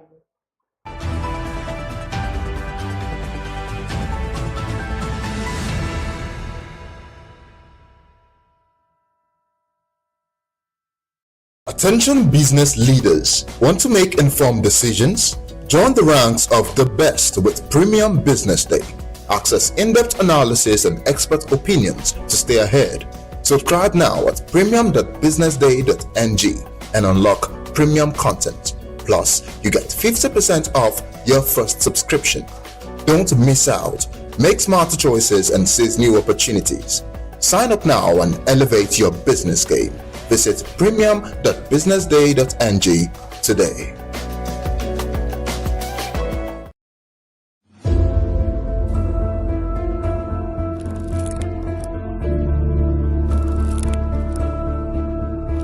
I am, of course, a great admirer of the impeccable credibility, professionalism, and business savviness of BusinessDay. If you really mean business in Nigeria, start your day with BusinessDay.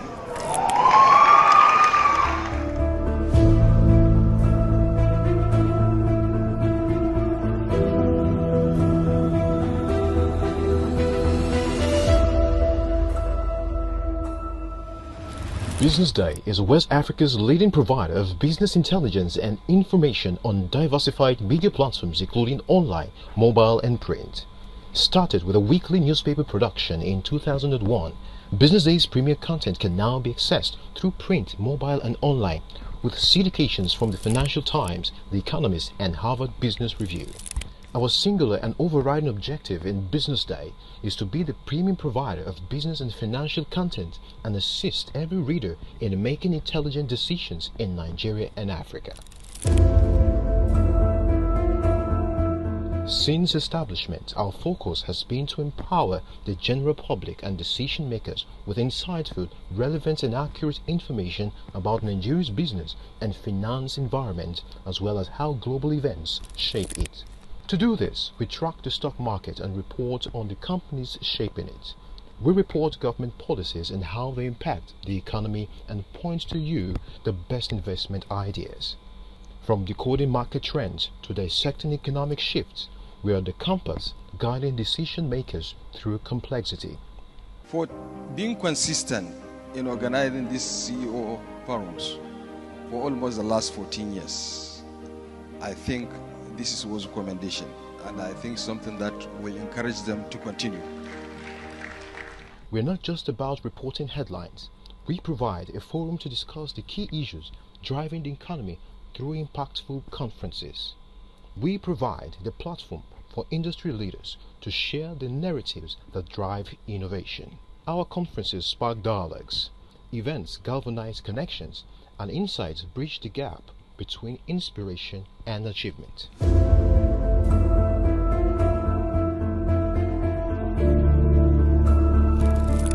If you want visibility for your businesses, we have a strong digital platform with thousands of followers across social media platforms, as well as our dynamic website which sees thousands of visitors from within and outside Nigeria that you can leverage to boost visibility for your products and services. So, if you're yearning for insightful information about Nigeria and Africa's business landscape, Business Day is your guide. Welcome to the Real Talk with Pam podcast, where authenticity meets conversations. I'd had 2 lumpectomy surgeries. I'd had 9 months of chemotherapy, 12 months of Herceptin. I had 4 rounds of radiotherapy. Wow. And to God be the glory, we're now, 2014? So I've been all clear for 13 years. There are certain times that I have disciplined my children, and they don't know this, but if they see this podcast, they'll know, and gone back into my room and wept. Because when you punish them or when you withhold certain privileges, you are actually loving them. When you let them have their way with everything, you are destroying them and destroying yourself. Menopausal hormonal therapy, or HRT, is the last resort for many women. But lifestyle, no, don't smoke. Alcohol is terrible. You know, alcohol. It's terrible? alcohol and smoking would increase your chances of breast cancer way more than HRT would. Right. Oh, wow. There are so many things out there. How many are you going to take? Yeah. What about yam? Yeah. Trying to think you can take. But the problem is, you hear, oh, that one is good, you buy it. This one is good, and then you end up having all these different things. Real Talk with Pam remains committed to fostering authentic conversations that inspire and empower. This is Pamela Igbo. I am your host of Real Talk with Pam show.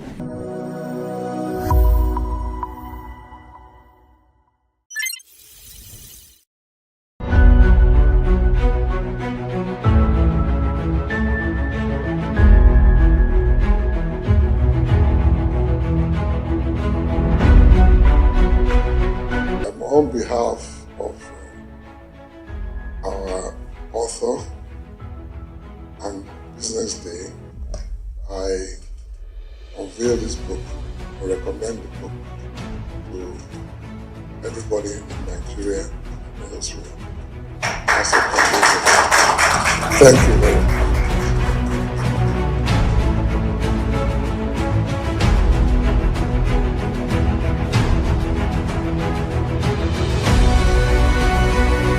I want to congratulate you, Femi, for putting this together.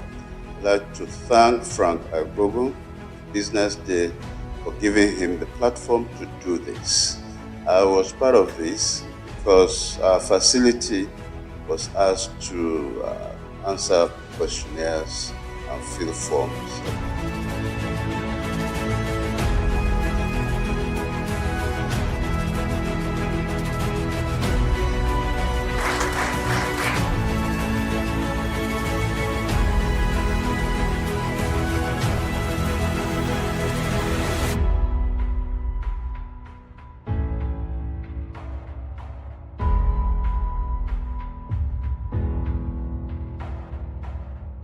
There's a ferment in the Nigerian healthcare system.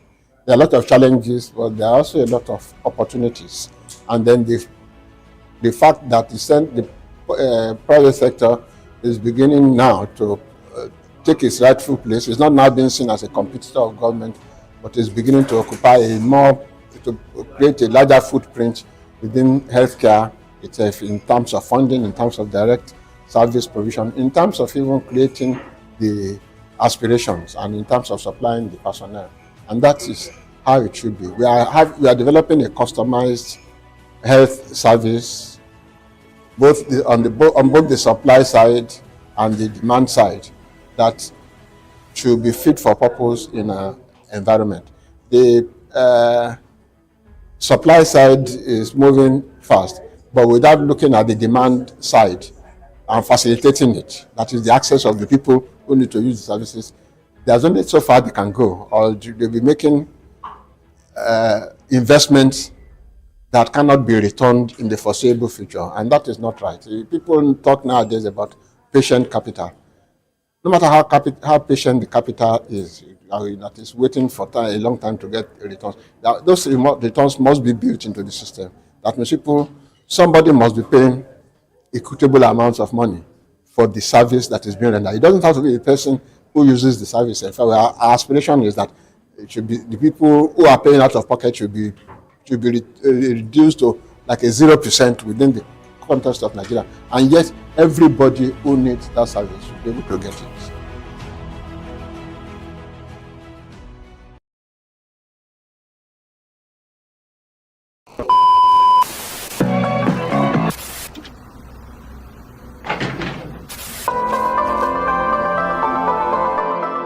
This is the Business Day television broadcast. Attention business leaders. Want to make informed decisions? Join the ranks of the best with Premium Business Day. Access in-depth analysis and expert opinions to stay ahead. Subscribe now at premium.businessday.ng and unlock premium content. Plus, you get 50% off your first subscription. Don't miss out. Make smarter choices and seize new opportunities. Sign up now and elevate your business game. Visit premium.businessday.ng today. My name is Adedeji Adekoya, and I'm the head of capital markets of Iron Global Markets Limited. I know it's a remarkable evening for you, having won the award for Innovative Deal Execution and Investor Relationship Mastery. So what does it mean for you, given that you only just started a couple of years ago at Ion Capital? Thank you very much. Winning this award, it's something very, very, very precious to us at Ion Global. Like you mentioned, we are only about 2 years in existence, working in the Nigeria capital market. And within that short space of time, we've been able to work with numerous clients in various sectors across the Nigeria capital market, insurance, banking, and what have you. So it means a lot to us. Thanks to the promoter and MD of the company, Mr. Jubril Enakile, and the support of the board of directors. When we set out, we had that target of being one of the top 10 issuing houses in Nigeria. And within these 2 years, over the last 1 year, we can say we've achieved that. And we look forward to doing more. What would be some of the milestones you would like to mention? Maybe the top 3 things you say will be the milestones or achievements you accomplished the last 2 years. If you notice, just some few weeks ago, there was the domestic FG10 US dollar bond that was issued in the market. Ion Global was one of the 2 financial advisors to the DMO on that transaction. And it's a landmark transaction, unprecedented in Nigeria. We are talking of over 900 million US dollars that was raised in the domestic market. And we are very proud to have been an advisor to the federal government on that. And among that, we've also currently, if you notice the banking recapitalization that is ongoing, Ion Global is a co-lead issuing house to Fidelity Bank PLC, and a joint transaction of about 227 billion naira, which is ongoing, and we are proud to be part of that transaction. So those are the few transactions that we can say we've been part of within the short space of time. Yeah, and what explains this rapid growth, if you like? Like I mentioned, the vision of the promoter and the CEO, Jubril Enakile, and also the vision of the board. When we set out, we said we want to be the top 3 preferred financial advisor in the market. When clients are looking for advisors, when they are looking at number 1, 2, and 3, we want Ion Global to be part of it. So we've assembled a very small but very technical and experienced team. We walk around the cloud and we take our clients very, very, very serious. So we put our clients first to make sure that we address all their financial needs. So with that at the back of our mind, we are able to deliver very good service to our clients. Thank you very much. Thank you very much. Thank you very much. Thank you for having me. My name is Dele Adeyinka, the Chief Digital Officer at Polaris Bank. I'm the divisional head in charge of retail, digital, and transaction banking in Polaris Bank. Very well. Welcome, Mr. Dele Adeyinka. How does it feel to be carting away the award for the Digital Bank of the Year, and as well as the Best Bank for MSMEs of the Year award for Polaris Bank? Thank you very much. It's exciting for us, and I think I'd like to start by appreciating the organizers, BusinessDay, Conferences, for making this possible for the bank.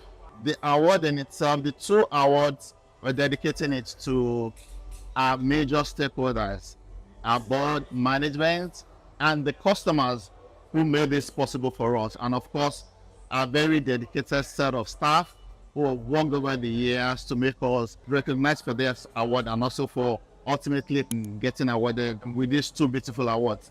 By the way, this is the 4th year we're getting these 2 set of awards in a row, and we are very grateful for being counted worthy, having gone through all the appraisal period, and finally getting awarded these beautiful awards. Getting it for the 4th time in a year says a lot about what you are doing. I mean, if you're doing something consistently and you're getting award, the award you've gotten in the past years, is it also the award for the Digital Bank of the Year? Correct. So what do you think you're doing differently in the banking sector? So I just think the bank, Polaris Bank, is dedicated to, 1, using technology to fight out there, to compete in the marketplace. We pride ourselves to be a leading digital bank in the industry. To serve these customers, we really know that the best we can do is to use technology to compete out there. There are several other indices with which we can compete, but as a bank, and being a retail bank for that matter, we decided to use technology to fight. And that is ascribed to the awards we are getting, both from the digital point of view and even for the MSMEs that we are also serving. So whether they are retail customers, whether they are corporate customers, and whether they are SME customers, we are out there to serve them. And we are diligently doing that in the market. So how has Polaris Bank been able to navigate, especially in this time where it seems like the banks are sort of like a tussle between banks and the fintechs? Yeah. What is Polaris doing to stay relevant? Okay, so the name of the game is not really to compete. The name of the game is for us to collaborate. So we're collaborating with the fintechs rather than competing with the fintechs. And we made a lot of our offerings available to the fintechs. We have a very strong, formidable sandbox today where we have made all our APIs available. And the fintechs are seeing us as the best bride and as a good partner to collaborate with, to serve their own customers by extension. And both our customers and their customers are getting the best of two worlds. So all of what banks and the deposit money banks are offering today, as well as fintechs, we are collaboratively offering that to our joint customers. And our customers are getting the best for this. So what do you want to tell your customers who obviously they are a huge part of your success? Of course, it's to appreciate our customers who have over the years stayed with the bank despite all the different changes, and to also congratulate them for making this possible, because without our customer, we wouldn't have been able to achieve all of this. So we're grateful for the customers and we're encouraging them to stay glued with the bank. They've been benefiting and will continue to give our super best in serving them and ultimately delivering the best return to our different shareholders and stakeholders. Thank you very much, Mr. Dele Ade, and enjoy the rest of your evening. I appreciate it. Thank you. My name is Azuka Emmanuel Okofo, Bank of Industry Microfinance Bank. I'm the MD CEO. We've just been awarded the MSME Enabler of the Year. Thank you very much to Business Day. Thank you very much. Congratulations on winning this award, MSME Enabler of the Year. Thank you. And what does this award mean to you? It's an indication that what we're doing is being appreciated, that we are making impacts, which we are supposed to, which are very core to us, and it will further motivate us to do more for our customers. Yeah, this impact, is there a way you can help us see it? What are the things? Okay, what we'll do is essentially done. What we've done to our customers is granting them access to finance and business advisory, and holding them, in their respective business pursuits, cheap financing, flexible tenor, So we have, our experience is so deep that we understand what our customers need, and we're always there with them, come rain, come shine. Yeah, and then your focus has been the micro, small and medium enterprises. Absolutely. Because we believe that we know the importance of MSMEs in an economy. It's the engine of any economy. So that is our focus. That is our core area, and that's what we'll continue to do. Yeah. So, and what has been? Can you quantify what you've done so far? Loan disbursed, to whom, and things like this take? And is this impact measurable? Yes, very, very measurable. We've done excess of 13 billion in the last 2 or 3 years. Small businesses. I will continue to do this. This impact is what we're going to do. What will be the next projection for the coming years? At the moment, we are currently in Lagos alone. Projection is to bring these services to all MSMEs across the country, using the same platform to support what BOI as a bank is doing. So BOI supports large enterprises and small enterprises, but Microfinance Bank supports the MSME arm of the bank. And so we're going national, and that's the plan. We'll go state and we'll go national, so that we can bring these services to not just only people in Lagos or MSMEs in Lagos, but across the country. That's the next plan. Thank you very much. Thank you so much. I appreciate it. Thank you so much. Thank you very much.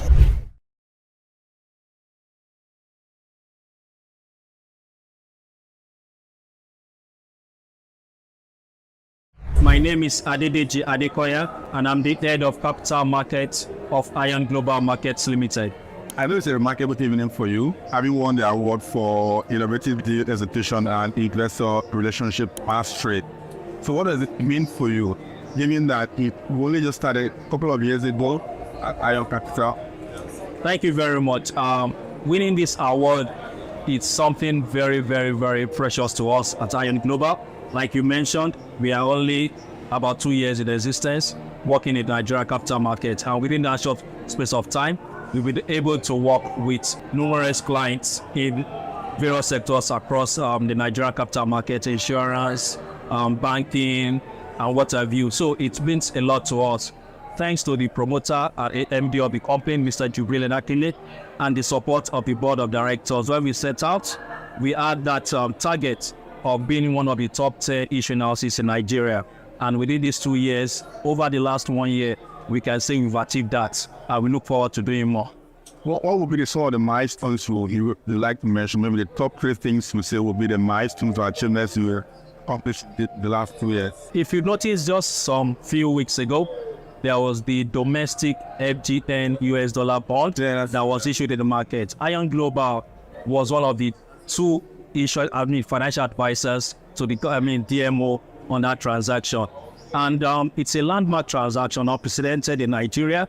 We are talking of over 900 million US dollars that was raised in the domestic market. And we are very proud to have been an advisor to the federal government on that. And among that, we've also currently, if you notice the banking recapitalization that is ongoing, Ion Global is a co-lead issuing house to Fidelity Bank PLC, and a joint transaction of about 227 billion naira, which is ongoing, and we are proud to be part of that transaction. So those are the few transactions that we can say we've been part of within the short space of time. Yeah, and what explains this rapid growth, if you like? Like I mentioned, the vision of the promoter and the CEO, Jubril Akile, and also the vision of the board. When we set out, we said we want to be the top 3 preferred financial advisor in the market. When clients are looking for advisors, when they are looking at number 1, 2, and 3, we want Ion Global to be part of it. So we've assembled a very small but very technical and experienced team.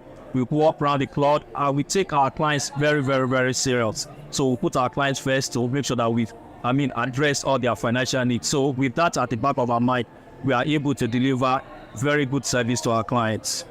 Thank you very much. Thank you very much. Thank you very much, sir.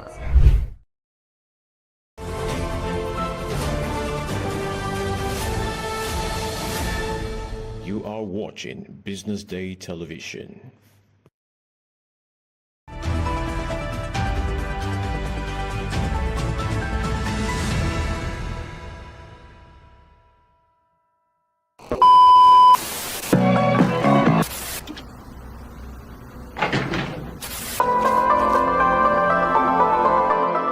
This is the Business Day Television broadcast.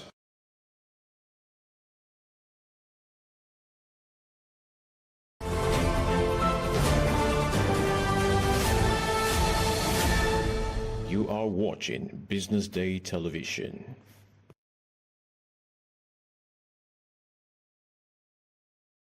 Welcome to the Real Talk with Pam podcast, where authenticity meets conversations. I'd had 2 lumpectomy surgeries. I'd had 9 months of chemotherapy, 12 months of Herceptin.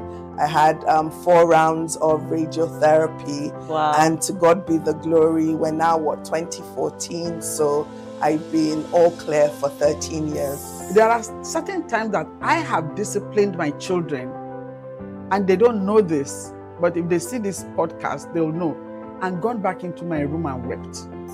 Because when you punish them or when you withhold certain privileges, you are actually loving them.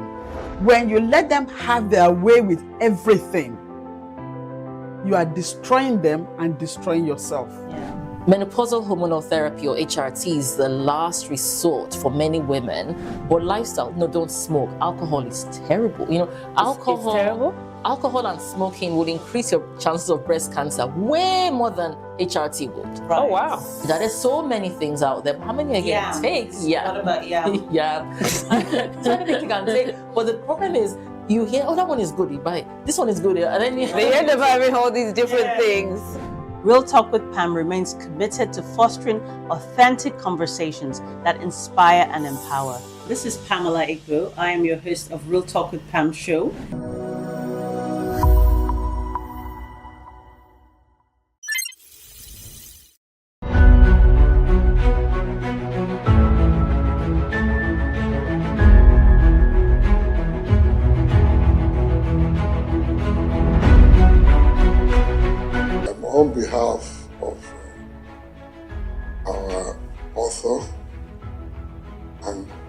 Day, I unveil this book or recommend the book to everybody in Nigeria and elsewhere.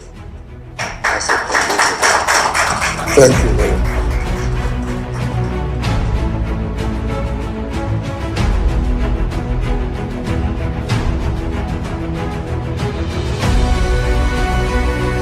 I want to congratulate you, Femi, for putting this together.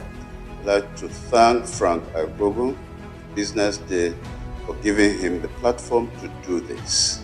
I was part of this because our facility was asked to answer questionnaires and fill forms.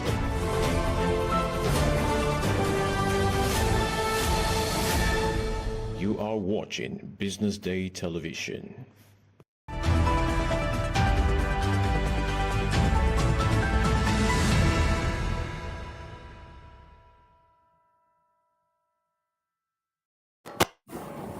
Welcome. This is the Big Story segment on BDTV. I am Bethel Olujobi.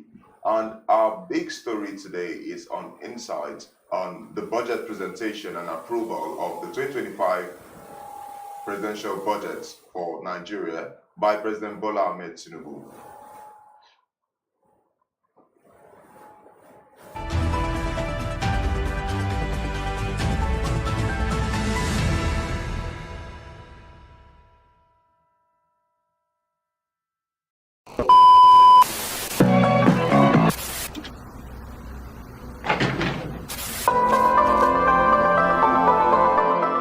This is the Business Day Television broadcast.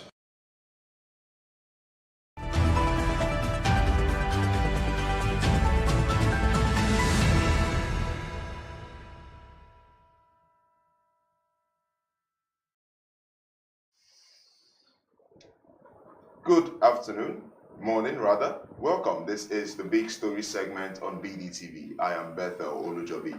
And our big story today is on the 2025 budget presented and approved by the National Assembly, the National Senate, and that was presented by President Bola Ahmed Tinubu.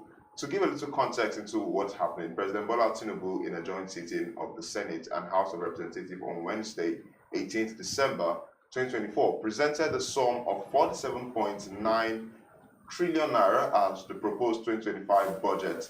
This is an increase from the 2024 budget of 27.5 trillion naira presented in 2023. Delivering his address, the president emphasized that the 2025 budget is anchored on a theme of the 2025 budget of restoration, securing peace, rebuilding prosperity, reinforcing his administration's commitment to secure peace, prosperity, and a hope for a greater future for Nigeria. President Tinubu highlighted the key priorities of the proposed budget, which include security, agriculture, human capital, development, infrastructure, among others. Joining me to discuss this in details is our in-house analyst, Wasiu Ali. Thank Hello, you. Wasiu. How are you doing? I'm fine. I'm doing very well. It's good to have you in the studio here with us. Yeah, same here. Thank you. So let's discuss the presidential budget, the budget presented by the presidency and approved by the Senate yesterday. It is tagged the restoration budget. What does this prioritize, and how does it align with that theme? Okay, so President Bola Ahmed Tinubu presented the budget, dubbed budget of restoration, prosperity, and but if you look at the budget critically, 47.9 trillion naira budget, that's the highest figure that Nigeria has had in recent years. I think that's the highest ever. I think, yeah.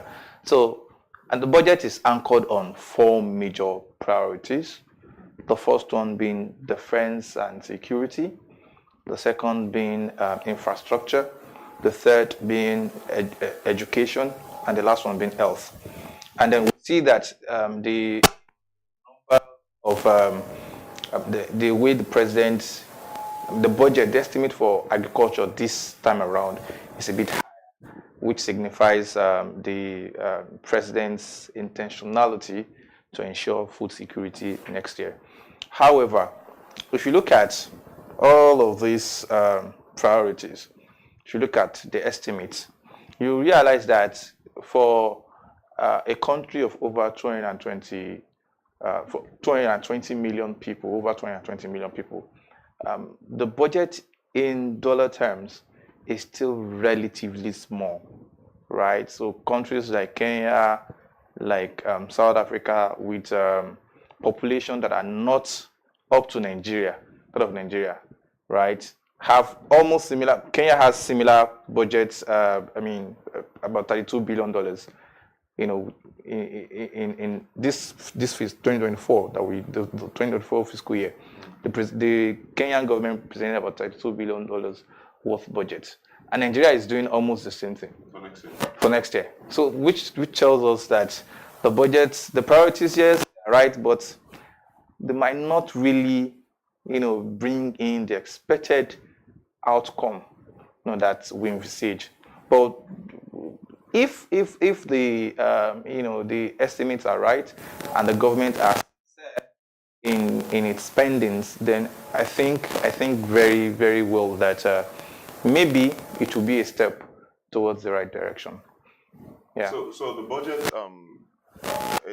there's an expectation for 34 trillion naira in revenue. The expenditure is 47. So how's the government bridging this deficit? Well, the budget has a deficit of about 13 trillion naira, which the government seeks to borrow about 9 trillion naira from the domestic market and about 2 billion naira from the international market. So they're targeting to bridge the gap through borrowings, right? So, but people have been saying, that's the direction I'm going into now. So people have been saying that, oh, the government keeps borrowing, we don't see the dividends. What are they really borrowing for, right? So, but there's no harm in borrowing. Yes. Countries borrow. I've said it. Many people must have said it quite a number of times that the countries that we see as tier 1 countries, so to say, these developed countries, they borrowed to develop their economy, right? So, but what do they channel these borrowings into? Capital expenditure, health, infrastructure, education, because these things are what, if your citizens are healthy, they'll be more productive. If you develop human capital, you ensure that education is at par with developed countries, global standards, then you develop human capital, skilled labor that would transform your economy. Then infrastructure, if you have stable power supply, if your roads are good, it will attract investors, right? So these countries that are supposedly developed, that are said to be developed, borrow to do these things, and these things will yield higher returns in the long run. So whatever they are borrowing for, they will be able to pay them in due time. But Nigeria is finding it hard to pay. Hence, we are having a widening debt servicing. So we are servicing our debt, and we're also battling with a naira devaluation issue. So which means that whether we borrow 13, for instance, the debt deficit, the servicing cost for this budget is about 16 trillion naira, right? So if, for instance, we still maintain this, our exchange rate volatility still persists, then will be what we'll be paying next year will be more because of the interest accumulation. So if we are borrowing, our borrowing should be anchored, should be focused on developing the economy, improving the social standard of the people. Their social standards are well taken care of, then they'll be able to the productivity height or rate will be high. So so that's just it. Borrowing is not harmful, but what exactly are we borrowing for? So that's the question the government needs to answer. Yeah. So now there's a very interesting part of the budget. If you look at the budgeting, the amount of money allocated for travel expenses, it runs to about 9 billion naira, Yeah. actually. Yeah. And that is for two people. That is for the president. President and the vice president traveling with about 8.74 billion naira. Well, I consider that spending unnecessary. It's too much. Even if you are going to travel, you shouldn't take that much to travel, right? Because your country is practically insolvent. Your country is suffering from a low revenue problem. We have government revenue as a percentage of GDP is about 9%, which is extremely low to the average of 50%, African average of 15%. So if we have a tanking revenue issue, our revenue is slowing, our economy is slowing, because if you don't have enough revenue, you won't be able to develop your economy. And we are borrowing. These developed countries we are borrowing from are seeing our leaders living a life of luxury, like top-notch luxury. Then it doesn't send the right signal to the outside people that we're not a serious country. That's just the signal. So aside from that, there are a lot of I don't want to say unnecessary budgetary allocations, because we have newspapers, I think, for about 10 million. A lot of if you look at the highlight of the budget, you see the presidency the State House will be spending about I can't really remember the figure now, but the president villa, they want to renovate it again. It was renovated this year. It will be renovated next year. So we have a lot of unnecessary expenditure. So if we are on this fiscal stance, we're doing an expansionary fiscal expenditure in a country that is reeling from heightening inflation of about 30 years, the highest in 30 years. You are having a country that has over 100 million of its citizens in poverty, a country that has almost 40% food inflation rate. Then spending in that regard would send the wrong signal to investors and to other stakeholders that may want to borrow Nigerian money. So for me, I think there's a need for caution in terms of how the government runs its expenditure. Indeed. And from your perspective, do you see any problem? Do you see any future or potential hindrances in the implementation of the 2025 budget? Well, before that, I think I want to look at the bright side of that budget. I think it is very interesting to note that the budget seeks to lower inflation to 15% next year. I was coming to that. Okay. The feasibility of that. All right. Okay. So let me go back to your question then. So the point is, if we continue on this trajectory, spending on trivial issues, spending on things that are not giving returns, right? So Nigeria is at a precipice. It's a stage where our one kobo must be able to give enough returns. So if we are spending on things that will not give us returns, then it's a wasteful spending. So that means that our debt will keep growing, then our service cost will keep surging. So in the near future, if this trajectory is not stopped, then I don't think our debt profile would there will be any changes next year. It will keep piling. Presently, we have a 124 billion in debt. That's over 134 trillion rather in debt. That's over $91 billion. So this is the highest debt ever that the country has incurred. So if we don't cut our coat according to our clothes, then I think there will be a big problem moving forward. Now, of course, you brought up the bright side. The bright side, as you said. The bright as side. You called it, and the inflation rate is projected to drop to about 15%. 15%. 15%, Yeah, basically. So, basically. And it's easier said than done, isn't it? It's easier said than done. But the possibilities are there.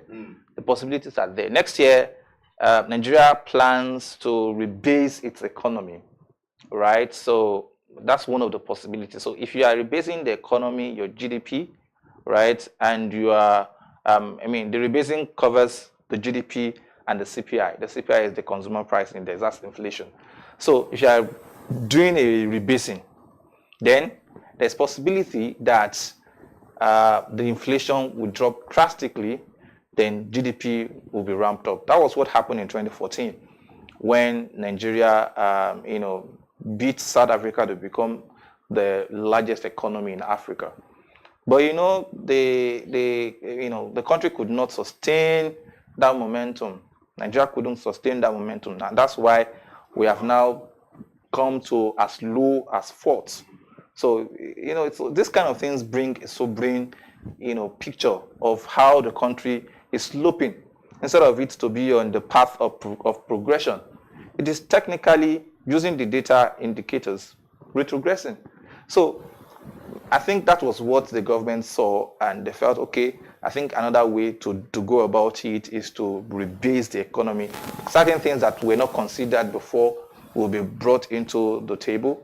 Then the economy will be more like a reevaluation of or a revaluation of what the economy has or possess. So this way, the economy would now possibly go to what we have now is about $200 billion, because that's IMF estimates. That's Nigeria's GDP is about $200 billion, up from $400 billion. So which means that with this rebasing, we may not still even be the first, the largest economy in Africa. So where do you think we might maybe second or third, because South Africa's GDP is growing. They are attracting a lot of investors. Some weeks ago, our president himself was there. So that's to tell you the heftiness, so to say, of what South Africa now holds in the economy. This is supposedly the position Nigeria was then. So Nigeria was the sino shop. Everybody, but now people are moving to South Africa. So that's the sorry case. But on the bright side, inflation could come down to as low as that. But many economists will argue. But let's see what that has for us. And you talked about South Africa. Looking at the South Africa budget for 2025 and Nigeria's, what are some of the things you've noticed that are quite different that stood out for you? Well, South Africa budget for 2025, I've not seen that, but for 2024, that I've seen, quite a number of things stands out. For instance, there's a lot more budget. I can't really remember the figure now. I can't place my hands on the figure, but there's a lot more budgetary allocation for infrastructure and education. So, which means that for a country that is not, the population is not as much as Nigeria, having such amount on critical sectors, critical area of the economy, then I think it tells us why the South African economy is growing faster. So, the call is now for the government to look at how best they can ramp up revenue, streams of the economy, see a way of expanding, tax the rich more, So if you tax the rich more, you ramp up your oil production to about 2.06 million barrels per day as the budget proposes. Then I think we might begin to see some respite next year. But one thing is for us to have an ambitious goal. Another thing is for us to be able to achieve it. 1.74 was the million barrels per day was the focus this year. we've not been able to achieve anything close to it. So the next year, 2.2 million barrels per day. Only God knows how that would be made possible. Interesting that you would say that, because I was going to ask, the benchmarking of the oil price at $75 and the goal of 2.2 million barrels a day, considering our inability to meet up with that 2024. The realistic aspect of these things, right? There seems to be a lot of talk, but no specific explanation or some form of plan on how to reach there. We know our destination, but the vehicle and the how we're going to get there is the issue. And speaking of oil, so how do you project that 2025 will look like in terms of our ability to meet this the benchmark? Yes, the benchmark. Well, I think for oil prices, I think it's not left to determine. Yes. It's a global affair. So whatever the global oil prices hint at is what we have. It will have a spiral effect on Nigeria. Yes. So, but the key thing really is that Nigeria needs to step up in its oil production. So if you are producing more, because about 87% of Nigeria's income comes from oil production. So it makes sense when you find a way to ensure that this thing that brings you your dollar, your cash, you find a way to expand it, to make it more, to make it, bring in more money. So, and there are two ways to it. The first thing is to embark on, to revitalize the refinery in the country. Right. So there were a lot of talks about was it Port Harcourt refinery? Yeah, yes. Port Harcourt refinery. And there were a lot of other, yes.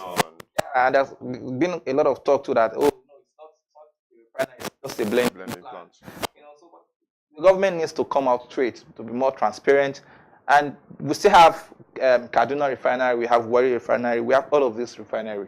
So if these refineries can be, revitalized and they're working, then we'll see a significant rise in oil production. And of course, Dangote refinery can also be given more leverage. I think that we might just get there.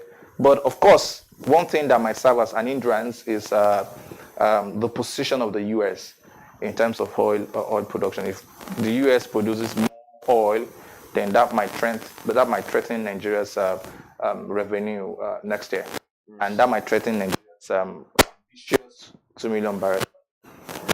And if you let's talk about trade, right? I know there's been an analysis of, you take a look at the 2025 budget compared to 2024 budget. There's been a reduction in the amount of money allocated to the Ministry of Trade and Investment. Is this a play by the government? Is the government backing down on its priorities in terms of trade, or is it trying to seek other measures to bring in that effects that country needs? Because of course we know that the naira is back to reach level, to reduce a little, right? To come down a little in greater competition, 1/4 to the dollar, and so how are they prioritizing trade? What is the plan for trade? Well, I think for me, the government is trying to find a way to attract more investors into the economy, and one of the ways of doing that is to reduce the bottlenecks that might, that these foreign investors might, be confronted with in the country. So about reduction in the budgetary allocation, I really don't think that it's a way of I think the government is not downplaying the ministry, right? The ministry is, I think, a tripartite ministry: trade, industry, and I think commerce. I think so. So this ministry is a very big ministry, and I think one of the key things that that President Bola Tinubu did was to appoint Dr. Oduwole Jumoke as the minister. So I think the plan really is to ensure that the ministry finds a way to draw in investors and, of course, find a way to, find inflows, FX inflows into the country. And if FX inflows are into the country, I think the economy would see some sort of rebound moving forward. Technically, that's just it. Oh, thank you very much, Monsieur, for the analysis of the budget presented by the presidency and approved yesterday. Unfortunately, that's all the time we have for today. But thank you again, Monsieur, for joining us.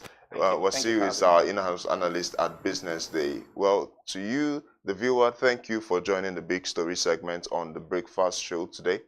Coming up is BD Extra with Anthony Udugba, and with that, we'll close the BD TV Breakfast Show. But we'll be back next week with more interesting topics. I am Bethel Olujobi, wishing you a Merry Christmas. Bye for now.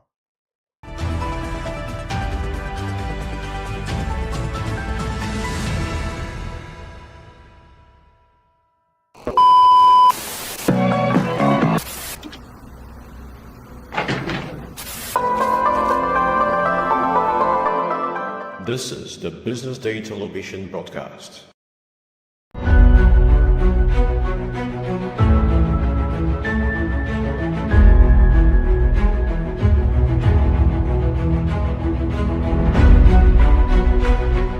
On behalf of our author and Business Day, I unveil this book, I recommend the book to everybody in Nigeria and elsewhere.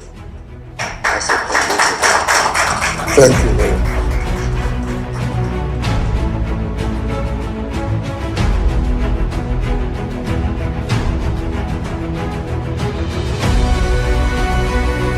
I want to congratulate you, Femi, for putting this together. I'd like to thank Frank Agbogu, Business Day, for giving him the platform to do this. I was part of this because our facility was asked to answer questionnaires and fill forms.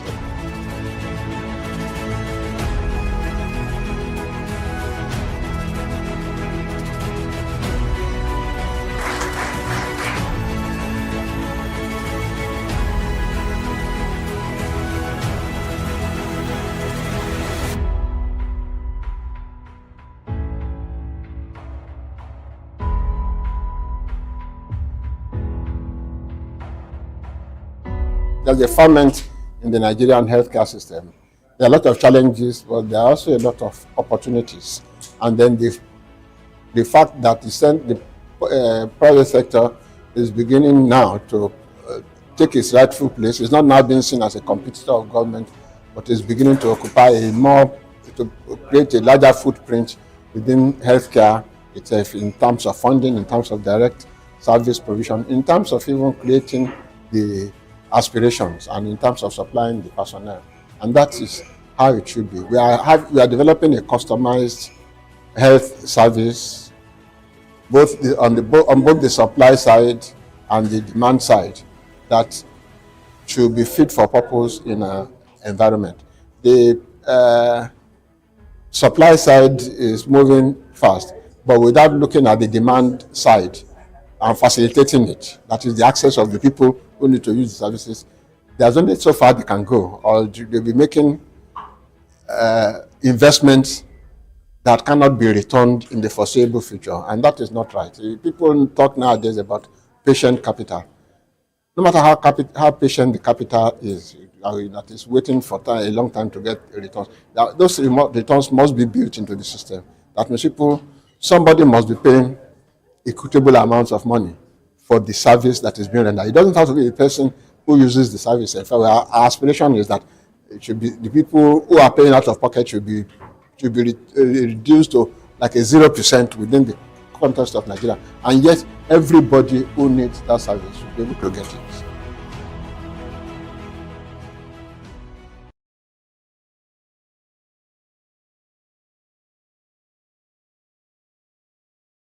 Welcome to the Real Talk with Pam podcast, where authenticity meets conversations. I'd had 2 lumpectomy surgeries. I'd had 9 months of chemotherapy, 12 months of Herceptin.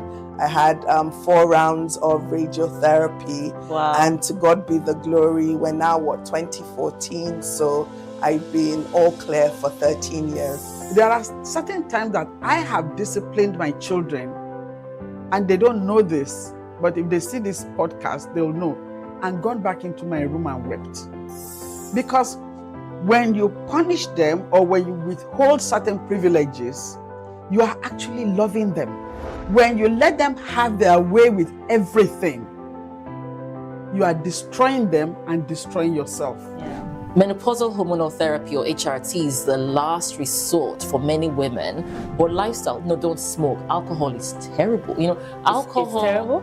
Alcohol and smoking would increase your chances of breast cancer way more than HRT would. Right. Oh, wow. There are so many things out there. How many are you going to take? Yeah. What about yam? Yeah. So many things you can take. But the problem is, you hear, oh, that one is good, you buy it. This one is good. And then They end up having all these different things. Real Talk with Pam remains committed to fostering authentic conversations that inspire and empower. This is Pamela Igbo. I am your host of Real Talk with Pam show. Attention business leaders. Want to make informed decisions? Join the ranks of the best with Premium Business Day. Access in-depth analysis and expert opinions to stay ahead. Subscribe now at premium.businessday.ng and unlock premium content. Plus, you get 50% off your first subscription. Don't miss out. Make smarter choices and seize new opportunities. Sign up now and elevate your business game. Visit premium.businessday.ng today.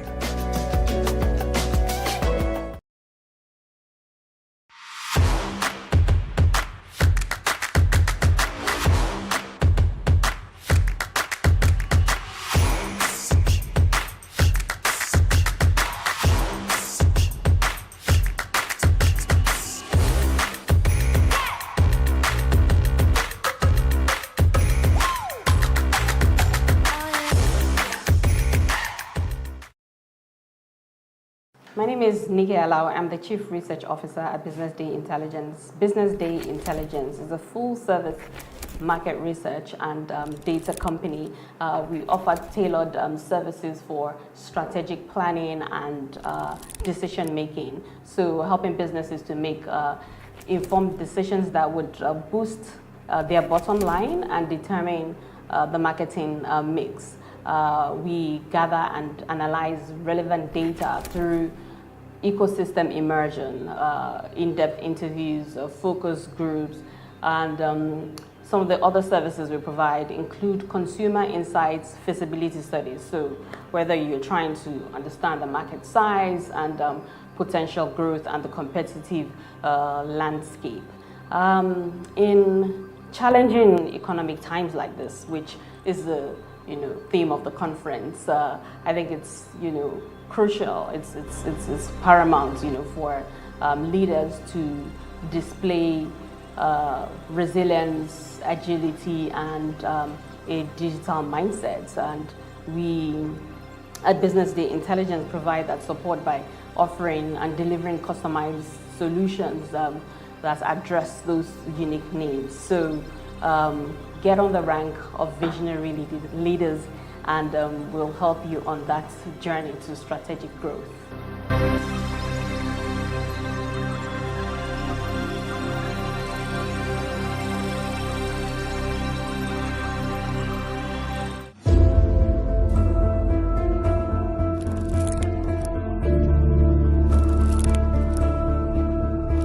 I am, of course, a great admirer of the impeccable credibility, professionalism, and business savviness of BusinessDay.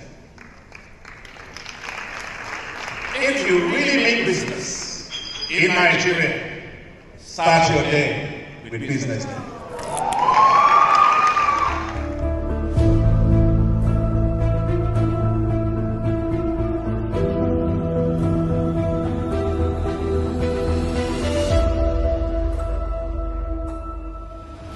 Business Day is West Africa's leading provider of business intelligence and information on diversified media platforms including online, mobile and print.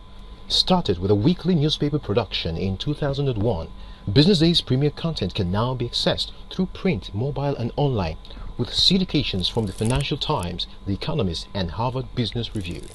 Our singular and overriding objective in Business Day is to be the premium provider of business and financial content and assist every reader in making intelligent decisions in Nigeria and Africa.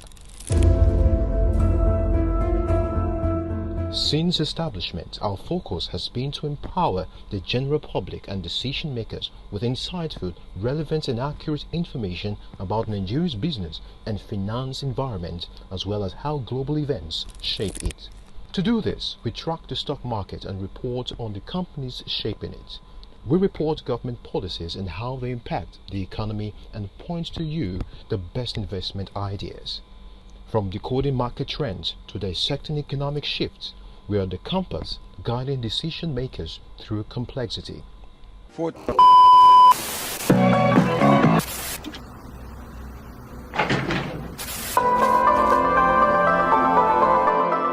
This is the Business Day television broadcast.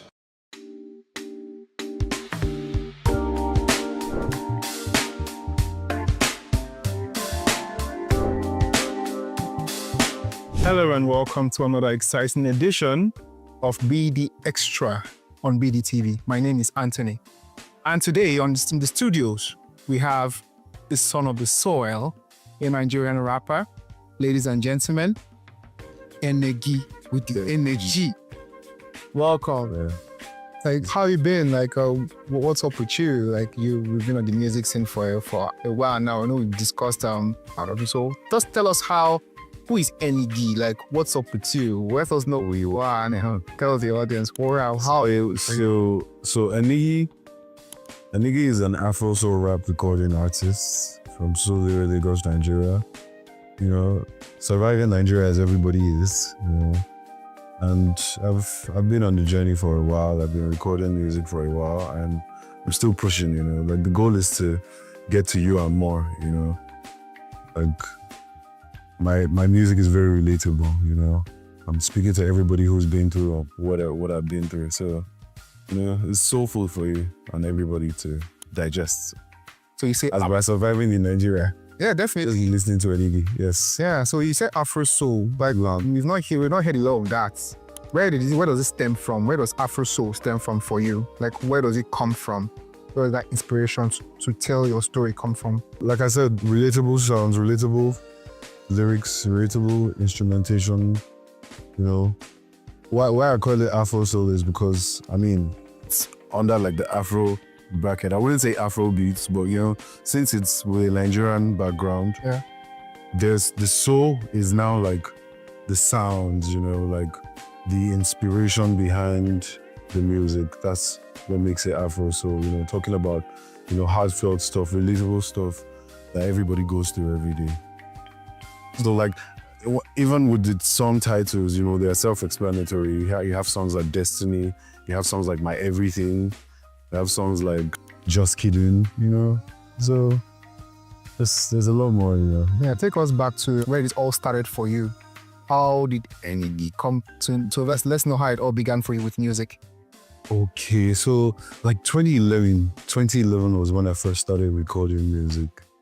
And at the time I was Enigma. Yeah, I was Enigma. And over the years, you know, I was first in a group, it's just Studs, and then with about 2-3 other of my guys, that's myself, Z's, Paper Corleone, and Yeyo, we formed Trap House Gang, and then we, you know, were rapping that time, you know, for the fun of it. And around 2013, I dropped my first single, Just Kidding. 2015, I dropped my first project, The Immediate Effect. 2017, Galactic's House. 2019, The After Effects. And in 2021, there was Indoor Libations. That's post-COVID music. Yeah, so my most recent one is that's Love Me Now. I just put that out in 27th of September. So, you know, we're almost a month old now, and the response over the years is shown that I've been growing. Like, okay, that's like finding Enigi has been the journey. That's been the goal. Like we've been upgrading, you know. Sounds have changed, you know. So many things have happened that has made who Enigi is today. So yeah. Let me take Enigi to the industry generally.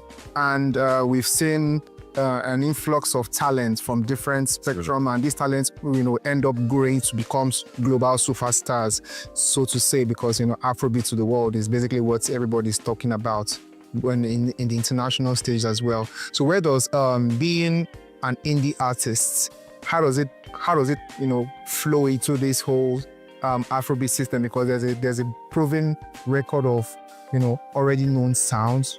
You all know that Rema came out with his own different sound. So how does an indie artist operate? What kind of sound do they still conform to the everybody is doing the same thing, or do they have their own special sound that needs to, you know, come into the space? What do you think about that for indie artists?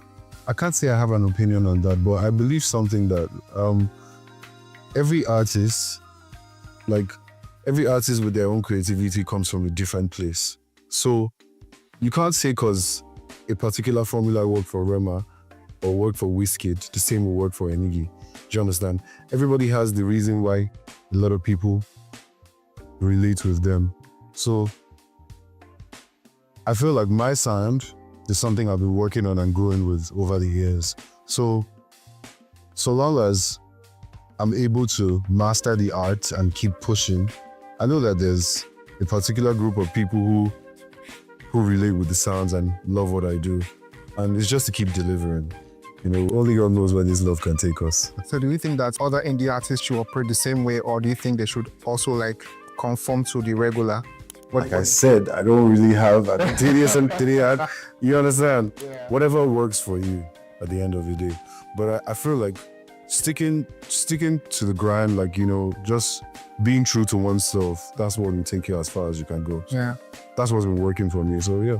So you said before Enigi came in, you're working with like 4 different artists. Yeah, about 3 actually, the group. Well, you know, that time I was for Swag now, for Bad Guy, you know, we're rapping. And I mean, we later, I wouldn't say broke up, but everybody grew into other things, you know, life happened. So I don't know if you know Paper Corleone, like he recently bowed the head. I think that's last year but yeah, so Paper Corleone, that's my guy. Himself, Yayo, and Z's. So we all split up and we're doing our own thing, dropping our own singles. But it's been a wonderful journey for us. Yes. I'm really happy to see everybody doing their thing too. Yeah. So let's go to like the relationship between fame and your personal life as a musician. How does that work for you? Like, this is funny. I don't know. My girls might think differently, but I don't know. I don't think I'm famous, but I knew a lot of people. You know, like I said, over the years, I've had people who really like who feel what I'm doing, who like what I'm doing. So I don't know. I've never really like thought about that as being like famous, because, you know, a lot of people. I know a lot of people, and it's crazy balancing like the normal lifestyle of being producer in the house, being like John, yeah, to be good at name. And then when I'm out there, I'm Enigi. And when I'm in a bad mood or good mood, I always have to look sharp and smile, and, you know, so that they don't get a bad first impression of me. So it's crazy. It's difficult switching from Batman to a normal guy. But you get, so I don't know.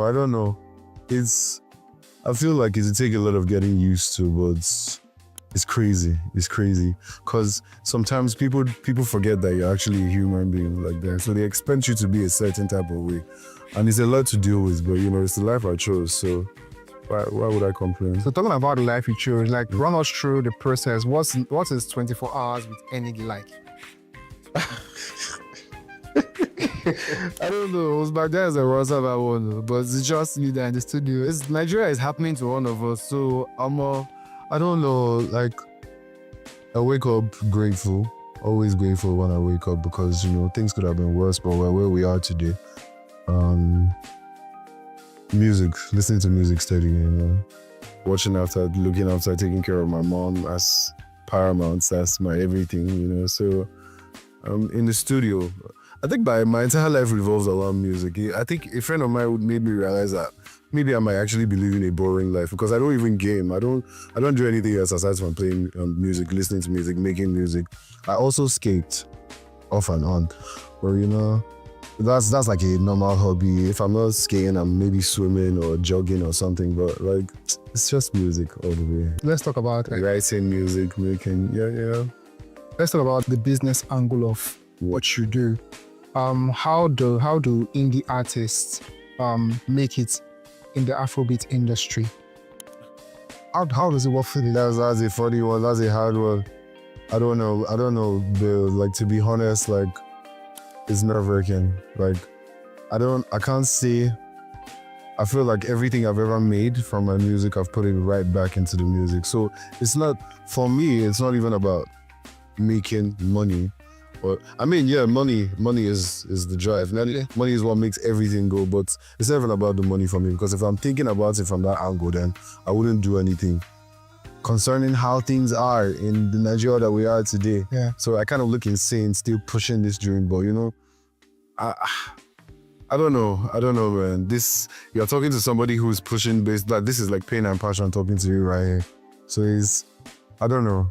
I don't think I have an answer for that question. So what do you have as far as it goes? Yeah, my management is just a group of guys that are, 100% maximum energy, like with the same vision, the same goal to push. You get? Yeah. So we're all just putting in anything we can to see that we forge ahead. But there's no official direction that, okay, you're signed to this label or this management that, But would you like to do that one someday? I mean, the dream, so that we can all eat anything that makes sense for both parties, of course. Yeah. So let's talk about your music. You released a song a month ago now. Yes. Let's talk about that. What is the inspiration behind that? What story are you trying to tell? So my most recent project, that's Love Me Now.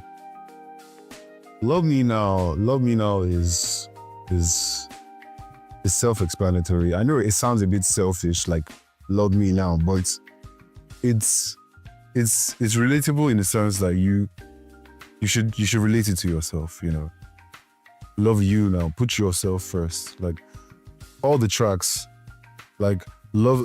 The first track is Destiny. That's the one. That's like an ambitious song. Yeah. It's about how I want to be, where I want to be. Touch and Follow is Beautiful Jones. It's like for the girls, for the chicks. Color is a love song. Color is a real love song. It's a love song for the girls and the guys. Like, means if you really mess with me, if you really roll with me and you believe in me as my guy or my babe, show me your true colors so that we don't waste so much time acting. Show me your true colors so that I see who you really are. It helps us grow this relationship and make things better. And then Feel Some Love. A friend of mine made me realize that Feel Some Love could actually be a cry for help, because it's like, before I self-destruct, I need to feel some love before I go crazy. I know a lot of people that are living where I'm living are going through the same thing. So it's like, Love Me Now is I don't know, it's a lot. It's a lot, but it's I hope it helps us get through these times, So it came from a special place. Working on that project was a lot, a lot of things happened before the release. Even after, some revelations have taken place. God has shown his face. God has taught me a lot of lessons through people around me. And it's been wonderful. So I hope as people are listening, I hope you guys are listening and, enjoying the sounds from this pain and passion. Yeah, so let's talk about like marketing your songs, distributing them. How much does it take you and your team to push these songs? I know it's very difficult, based on the economic situations we have now. So what does it take to market these songs to people? How is it to distribute these songs to distros and streaming platforms? What does it take for you as an artist? If I want to speak in all honesty, if I was being true honesty, it's high hopes. High hopes, my bro. Like, because, like I said before, I can't tell you that there's a particular formula that works. So we're just trying and doing everything. Just more content online, trying to be out there more, pushing on all the platforms that we can, any means. That's the reason why I'm here right now, you get? Yeah. It's to continue to push the vision. So I'm glad that I have people who have like the same energy and are ready to work with me. And we've been trying our best, we've been doing everything we can. That's why we're here and we'll continue to grow. And God doesn't fail, I follow God, I know they follow man. So all right, so let's go to what actually inspires. Who inspires you as a musician? What of those big artists? How about this big artist that inspire you? Inspire is a hard one. Hey. You would say you don't have any. So what's inspired? Or it's like, and maybe I don't, but like there are a lot of people that I listen to that they really like keep me on my toes and remind me that I have to go harder. And Wande Cole is a great guy, a legend. Like, I don't know. I wouldn't say I want to be like him, but he inspires me to do better for myself. He inspires me to keep pushing. It gives me hope that it goes up. So Wande Cole, big shout out to Wande Cole. He's a wonderful artist, man. I've been listening to him for a very long time, and he's great. So hopefully, do you wish to partner with him very soon? I'm open, man. He's hearing this right now, boss. I did Beto boss. Yeah. So give me in your list, top of your head, give me 5 artists you would want to collaborate with in the near future that you think would connect with Enigi. Okay. Wande Cole, of course. One. Fireboy, Ladipo, Asha. I think I've mentioned 4 now. Hey, I'm a whole not be first person now. Hey. Oh, this is a tough one, though. This is a tough one because there's so many people that I want to work with. Maybe another female artist. Arasta won't be bad, though. But the thing is, I can't even think of what we would jump on together. But she's a really, really good artist, and working on the song with her wouldn't be bad. Actually, I like this. The year I turned 21, and listen to that project. Sounds a great album. Yeah. Yes. So Arasta won't be bad. So it's Arasta, Ashara, Wande, Fireboy, Ladipo. Wonderful guys. The project with them will not be bad. Thanks for inspiring this right now. I'll give you for good. You're pushing that, yes. You will get credit for this. But when it comes to pass, nice one. Yeah. So, to rounding off, what is your overview on the music industry in Nigeria? I know. They're really pressing me. There's a lot. Yeah. The Nigerian music industry is in a great place right now, honestly speaking, because the world is paying attention to Afrobeats. Yeah. Thank God for the artists who have put Afrobeats on the map and put Nigeria on the map that way. So I feel like the world is paying more attention, which is a very good thing for artists like myself. Because since more people are paying attention to us, any small thing, any turn that we take right now could really make things great for us. So my job is to keep pushing, pushing my art so that I could take it to the next level and reach out to more people. So it's at a good place, and I think as far as we're doing the right things and making the right moves, more doors are open for us. All right, so finally, just give us 1 or 2 words from the camera. What songs do you want? So, my people, it's Enigi with the energy. I need you guys to stay tuned and keep listening to the music because it's the reason why I do it. Love Me Now is out on all platforms. You can get my music on Apple Music, Audio Mac, and various streaming platforms like Spotify, Deezer. So keep listening. We regret and we're up for life. Yes. All right. So thank you so much. Yeah, nice one. Thanks for having me, man. I really appreciate it. Yeah. Nice one. All right. So viewers, you've heard from Enigi with the energy. Yes, sir. Yeah. So make sure you guys, stream his music. He's you support our artists, our young artists, our indie artists, and make them better. All right. Yeah. So my name is Anthony. Keep watching BDTV. Thank you so much.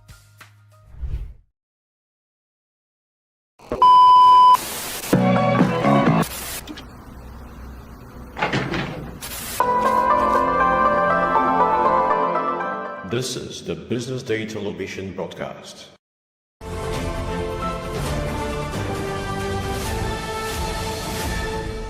You are watching Business Day Television.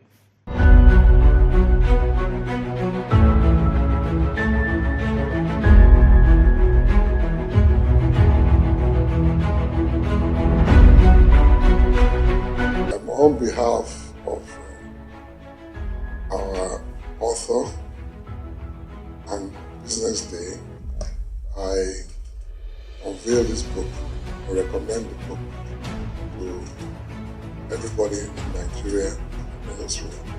As a contribution. Thank you very much.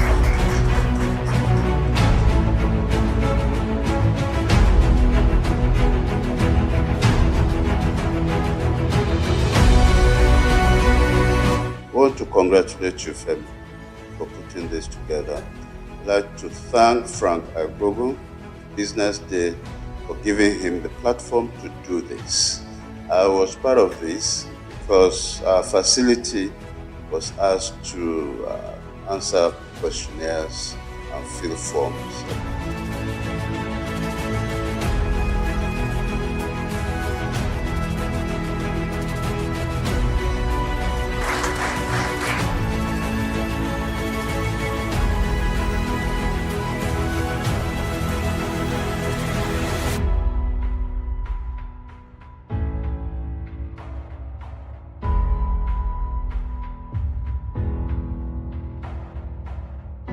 There's a ferment in the Nigerian healthcare system.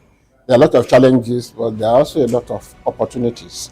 And then the fact that the private sector is beginning now to take its rightful place. It's not now being seen as a competitor of government, but is beginning to occupy to create a larger footprint within healthcare itself in terms of funding, in terms of direct service provision, in terms of even creating the aspirations and in terms of supplying the personnel. And that is how it should be. We are developing a customized health service on both the supply side and the demand side that should be fit for purpose in an environment. The supply side is moving fast, but without looking at the demand side and facilitating it, that is the access of the people who need to use the services. There's only so far they can go, or they'll be making investments that cannot be returned in the foreseeable future, and that is not right. People talk nowadays about patient capital. No matter how patient the capital is, that is waiting for a long time to get returns, those returns must be built into the system. That means somebody must be paying equitable amounts of money for the service that is being rendered. It doesn't have to be the person who uses the service. In fact, our aspiration is that it should be the people who are paying out of pocket should be reduced to like a 0% within the context of Nigeria. And yet, everybody who needs that service should be able to get it.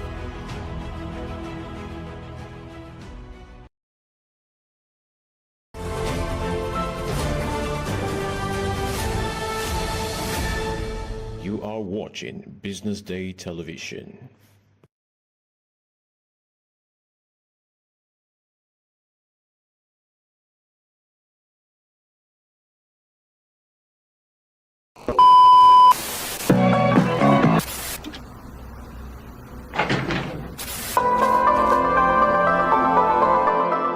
This is the Business Day Television broadcast.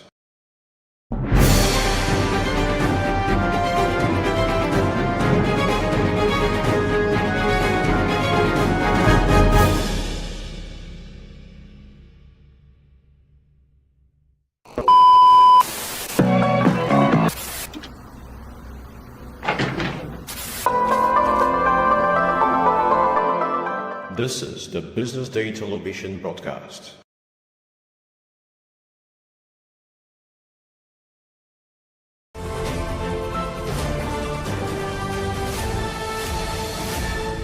You are watching Business Day Television. My name is Nikki Alao. I'm the Chief Research Officer at Business Day Intelligence. Business Day Intelligence is a full-service market research and data company. We offer tailored services for strategic planning and decision making. So helping businesses to make informed decisions that would boost their bottom line and determine the marketing mix. We gather and analyze relevant data through ecosystem immersion, in-depth interviews, focus groups, and some of the other services we provide include consumer insights feasibility studies. So whether you're trying to understand the market size and potential growth and the competitive landscape.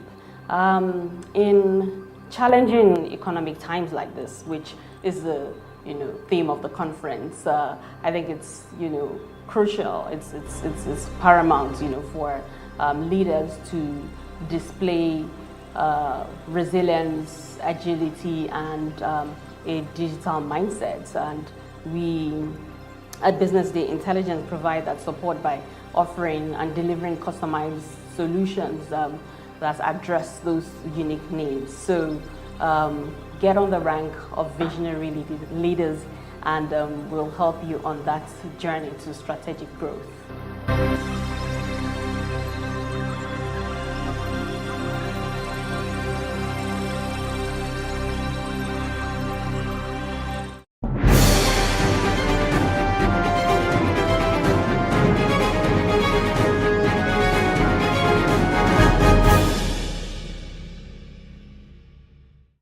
November inflation figures 34.6%, food inflation figures 39.93%.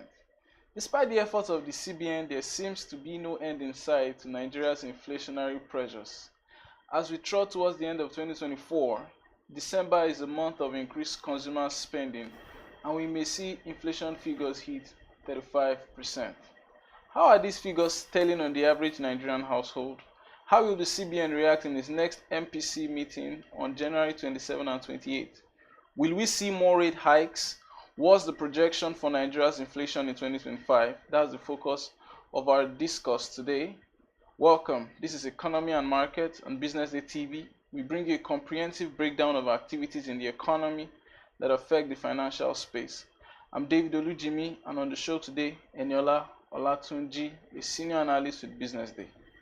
Good morning. Nice to be on the show, David. Thank you. So let's get down to it with the recap. In January, Nigeria's inflation hit 29.9%, increasing from December 2023.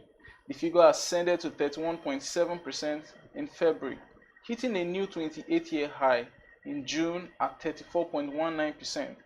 And for the first time since December 2022, inflation rate went down, as the inflation went down to 33.4% in July. It eased further to 32.15% in August. However, from September, it's been up and up. In response to rising consumer price index, the CBN has been on a hiking spree this year, taking benchmark interest rates from 18.75% to 27.5%. With increased consumer spending in December this month, will we see a repeat of 2022 when inflation went down in December 2022? Or is Nigeria's inflation on track to hit 35%? We'll turn to Eniola, who will help us make sense of some of these figures. Thank you, Eniola, for joining me this morning. Thank you very much, David. Thank you very much. Yeah, so first of all, what are some of the driving forces behind Nigeria's rising inflation? So Nigeria's rising inflation is, as everyone knows, is an infrastructural problem. When we mean infrastructure, we mean things like agriculture, insecurity, high petrol prices. But this particular reports we saw, inflation figure for November, is really driven by high cost of agricultural products. Yeah. So there, according to a report by Cardinal Stone, it says that in fact insecurity in agricultural regions has caused agricultural output in those regions to drop. And even the fuel that is now being produced, transporting them to various places across the country has become yes, and then it increases the prices of these things. And food inflation, food takes 50% of Nigerian inflation, and even Nigerian spending generally. Food is 15% of Nigerian spending, then transport. And I mean, if those two factors, food and transport prices, and fuel prices, they are very high currently. we can't see inflation. So basically, what you're trying to, so basically, we can just say, can we just tell the CBN and say, oh, I don't think monetary supply is the driving force of inflation. Monetary supply. Rates No, we're talking about when we say the monetary supply in the economy from the supply side of money. There's still that. Okay. So say we have like several factors affecting something. Okay. Then we've already stated that food and transport is say 70%. Okay. You can't leave the 30% which you have control over to just play out anyhow just because the major factors are not in your court. You have to do your own bit. And that is why several times during the year Cardoso kept saying that the fiscal side and all other side have to do their part. Yes, because it's really doing its part. But its part is not the main driver. So you cannot say that, because he is not the main driver, he should sit back and then just do nothing. Okay. Yes. So now the question now is the CBN's restrictive stance on monetary policy. The CBN's restrictive stance on the reason why they've been hiking this rate is so that they can get money supply down. But we've seen that it's not really been working, as money supply has been hitting new records every month this year. Is it really having any impact on inflation figures? So another thing we need to understand is that one of the reasons why they increase rates is to soak up excess liquidity. But there is also other things at play, such as real rates, real returns. Now we started the year at nearly 20-something% as inflation. 29%. Okay, say in fact we started the year with 18.75 as interest rate. Now we have inflation at 34.60. So imagine your inflation is at 4.60 and then your interest rate is 18.75. You have more than 10% negative real returns. And honestly, what investment to come into the country? That's true. Even as a domestic investor, what investment would beat? Currently, even our real returns are still negative, but the gap is narrower. And one thing we should also understand is that when you raise interest rates, you attract foreign portfolio investors. When you attract foreign portfolio investors, you have dollar inflows, and that stabilizes exchange rates. And that would also have an inverse effect on inflation because imported inflation would drop to a certain extent. So the CBN is really fighting its part, but there needs to be a collaboration. There needs to be synergy between the monetary side and the fiscal side.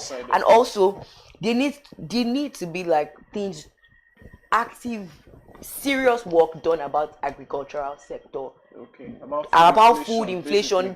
Food inflation is currently 39.92. Around July, before inflation reigned in August, July, August, food inflation hit about 40%. We're almost there again. Okay, that's a lot. That's a lot. So basically, the work now. So basically, what I would say is what I get from you is the fact that the CBN has no choice. Yes, honestly, their hands are tied. It's almost like this. When you have inflation hitting this kind of figures, their hands they can't just sit back. You can't sit back and do nothing. You can't sit back and do nothing and say that I'm not the cause or anything, and I won't do anything about it.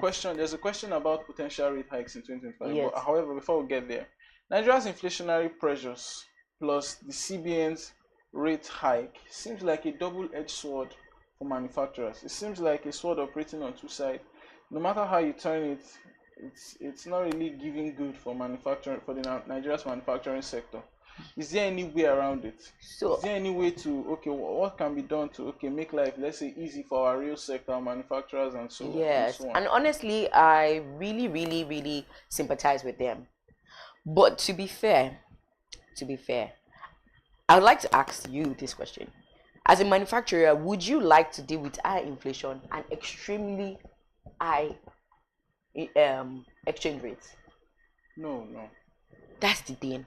So if you're not, honestly, if you're not... But they are dealing with it right now. Yes, but it could be worse. We were very close to 2,000 at some point last year, even some point this year, until we started hiking rates. Yeah. We were. So would you? Yes. The thing, there was a bit of stability. Stability. Although we've not attained that stability, but since then, I don't think we've gone to 1.8.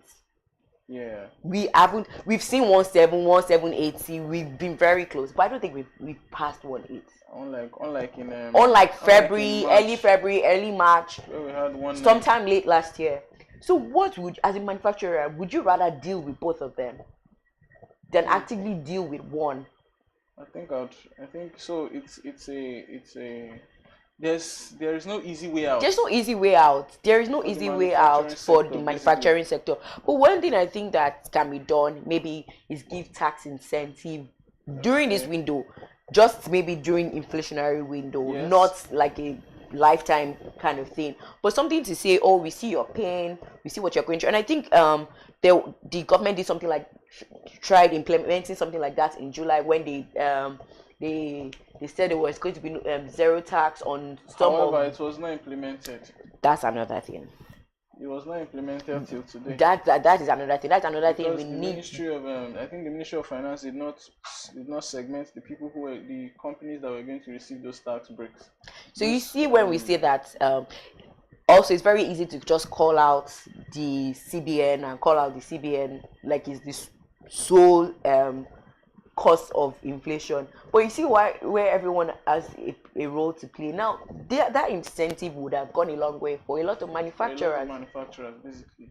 Yeah, that's another thing I can also one thing I can say is that I think manufacturers sometimes will not have to deal with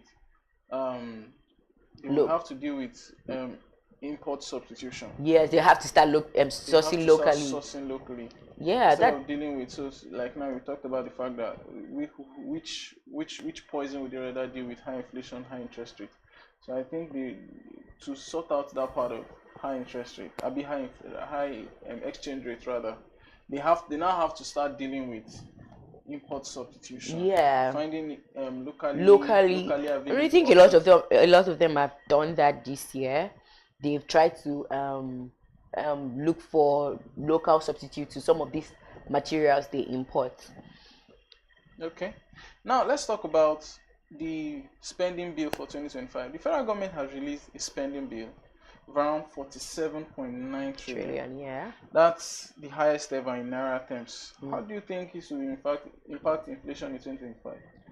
Because one thing I believe is the fact that the federal government spending has been a major driver of money supply in the economy. Yes. So when we see this money, when we see this kind of spending, so how do you think it's going to? What impact do you think is going to have on inflation in 2025? We all know, like you've rightly mentioned, like too much money in circulation is also a driver of inflation, and with this amount, for 7.9 trillion.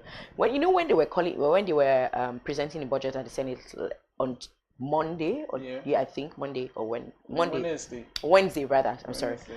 The speaker kept saying, comparing it to other countries in Africa. Yeah. But the question is, are we as developed? Are we as frugal as their executives? No. So one of the, with respect to what you just even said, one thing that we also need to pay attention to is the percentage of the budget that is targeted towards social spending. Exactly. So in our own what budget, goes to your current expenditure? Yes. So basically, in our own budget, we already have this high percentage for debt servicing charges. Exactly. We already now have this amount of billions left for renovation of the vice president's house.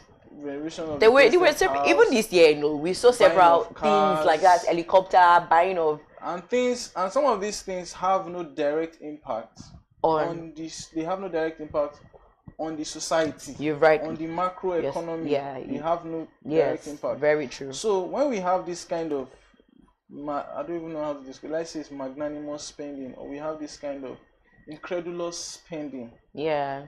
Don't you think it's going to?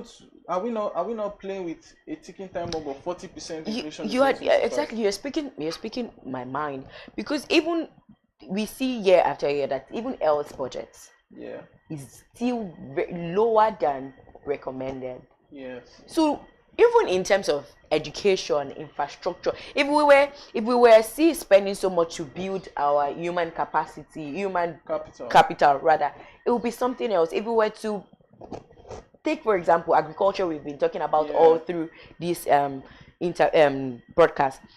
If we were spending this money to yield something fruitful, it would be very important. First of all, our debt service is a lot. Just this year, I'm saying this year, this December, we issued an Eurobond for a 2024 budget deficit. I mean, like, what deficit could we have at the last month of the year that made us issue an Eurobond? I think they rolled over the budget into June 2025. So basically, when we now have these debt servicing charges of this amount, it is a pointer to the fact that we are going to be seeing treasury bills auction. We're probably going to be seeing treasury bills close to that amount. Yes, we'll probably see more sizes of treasury bills auction next year. So, and that is more debt. Okay. I think we've run out of time. However, thank you so much, Eniola, for your time, and happy Christmas in advance. Yeah, Merry Christmas in advance. So before we round up the show, let's just take some key figures from the 2025 budget, which was titled the Budget of Restoration: Securing Peace, Rebuilding Prosperity. The federal government budgeted 4.9 trillion for defense and security. They budgeted 4 trillion for infrastructure, 2.48 trillion for health, and 3.5 trillion for education. For me, one aspect of the budget that meets the eye is the security budget. So after we see the NBS release data that tells us Nigerians paid 2.2 trillion as ransom in 2024, we see the government increase defense spending to 4.91 trillion. However, this is a decline in USD term. In 2023, our defense budget was about $5.13 billion. In 2025, we're going to see defense budget about $3.15 billion. Is it smart for Nigeria to drop defense spending at this point, considering the cost that lack of national security has, the costly effect of lack of national security?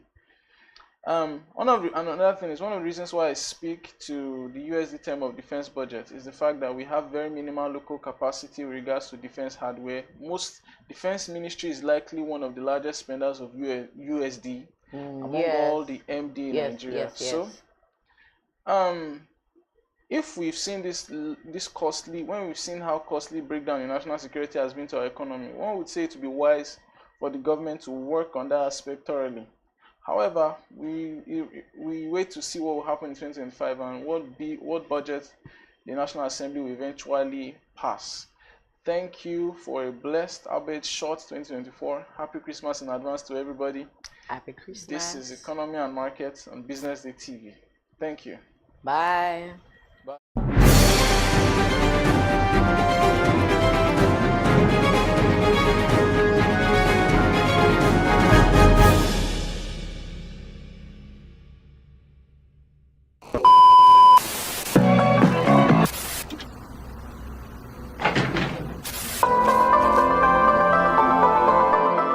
This is the Business Day television broadcast.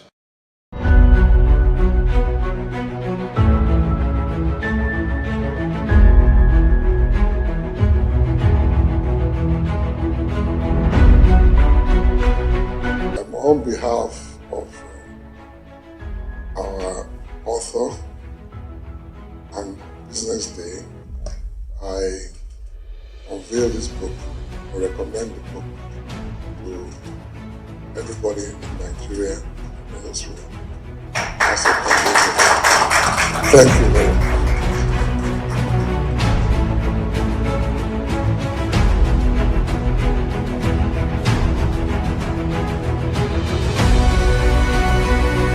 I want to congratulate you, Femi, for putting this together.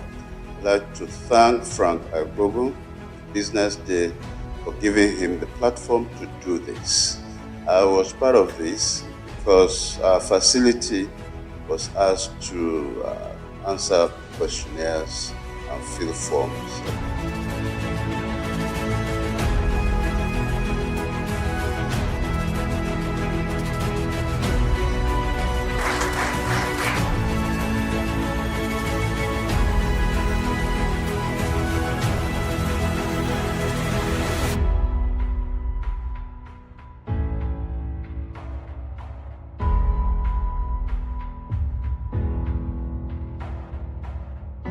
There's a ferment in the Nigerian healthcare system. There are a lot of challenges, but there are also a lot of opportunities.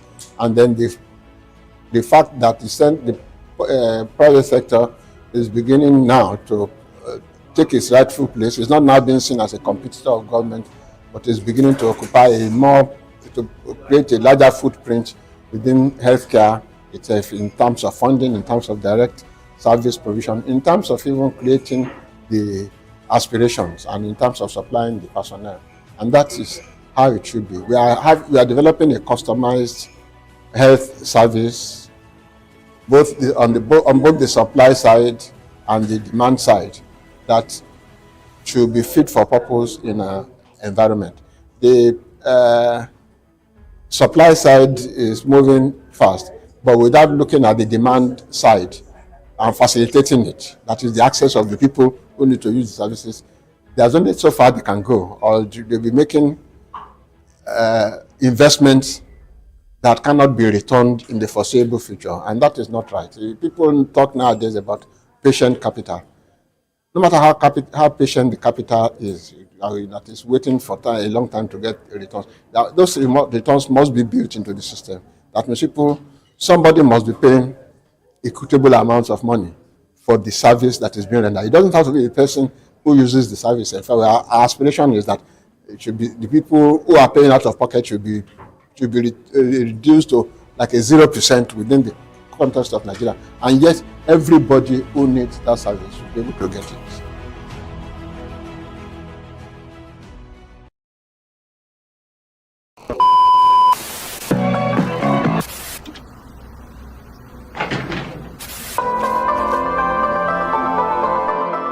This is the Business Day television broadcast.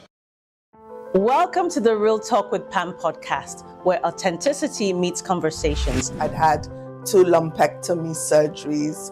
I'd had 9 months of chemotherapy, 12 months of Herceptin. I had 4 rounds of radiotherapy. Wow. And to God be the glory, we're now, 2014? So I've been all clear for 13 years. There are certain times that I have disciplined my children, and they don't know this, but if they see this podcast, they'll know, and gone back into my room and wept. Because when you punish them or when you withhold certain privileges, you are actually loving them. When you let them have their way with everything, you are destroying them and destroying yourself. Menopausal hormonal therapy, or HRT, is the last resort for many women. But lifestyle, don't smoke. Alcohol is terrible. Alcohol. It's terrible? Alcohol and smoking would increase your chances of breast cancer way more than HRT would. Right. Oh, wow. There are so many things out there. How many are you going to take? Yeah. What about yam? Yeah. So many things you can take. But the problem is, you hear, that one is good, you buy it. This one is good, and then you end up having all these different things. Real Talk with Pam remains committed to fostering authentic conversations that inspire and empower. This is Pamela Igbo. I am your host of Real Talk with Pam show.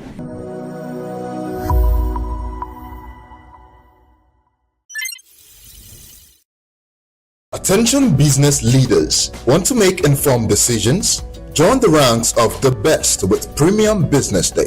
Access in-depth analysis and expert opinions to stay ahead. Subscribe now at premium.businessday.ng and unlock premium content. Plus, you get 50% off your first subscription. Don't miss out. Make smarter choices and seize new opportunities. Sign up now and elevate your business game. Visit premium.businessday.ng today.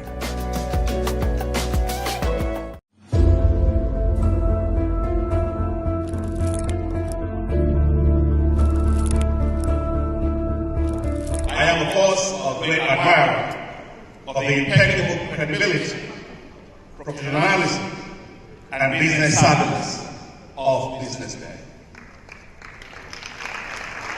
If you really mean business in Nigeria, start your day with Business Day.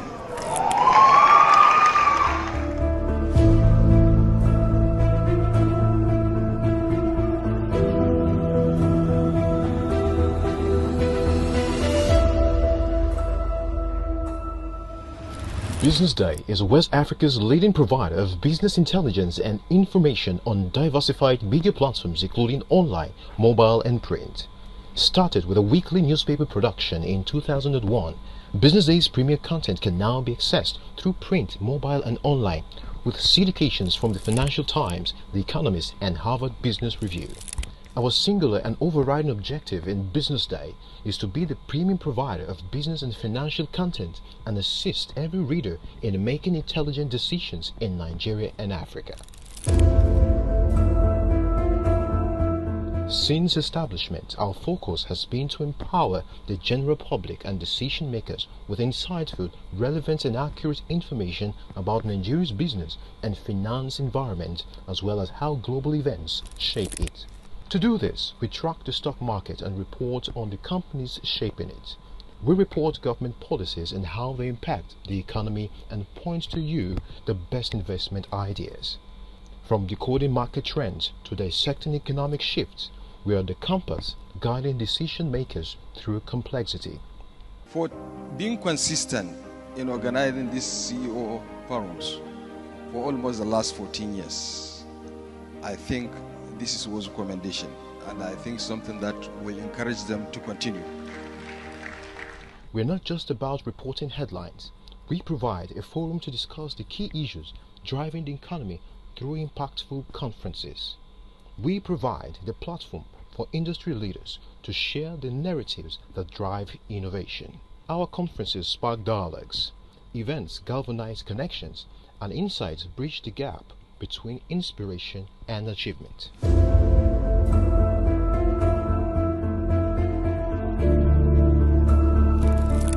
If you want visibility for your businesses, we have a strong digital platform with thousands of followers across social media platforms, as well as our dynamic website which sees thousands of visitors from within and outside Nigeria that you can leverage to boost visibility for your products and services.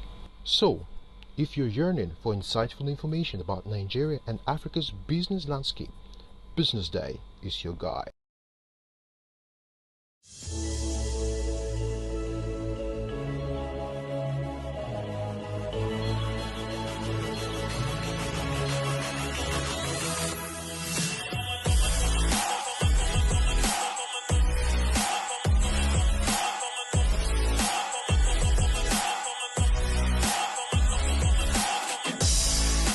Delights was actually started to tell innovative, exciting, and positive food stories out of Lagos, Nigeria.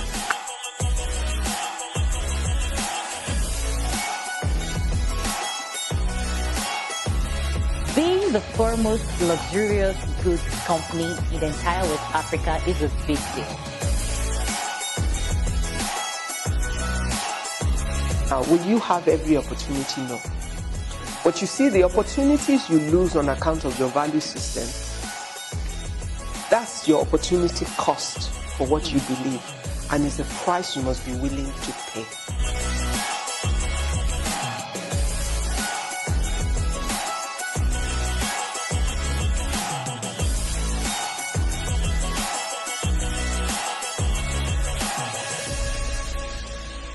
Thank you very much and bless you.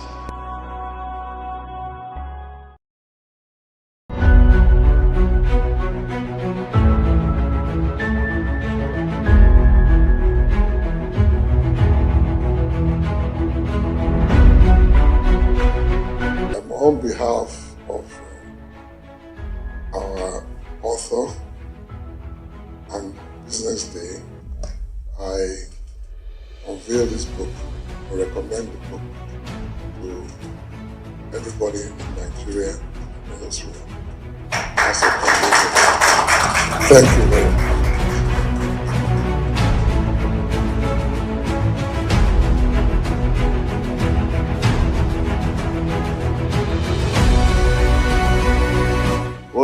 congratulate you, Femi, for putting this together.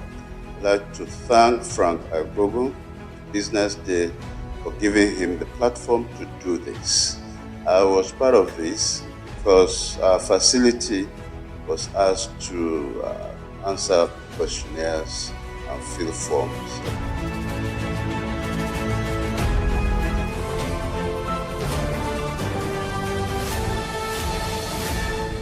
You are watching Business Day Television.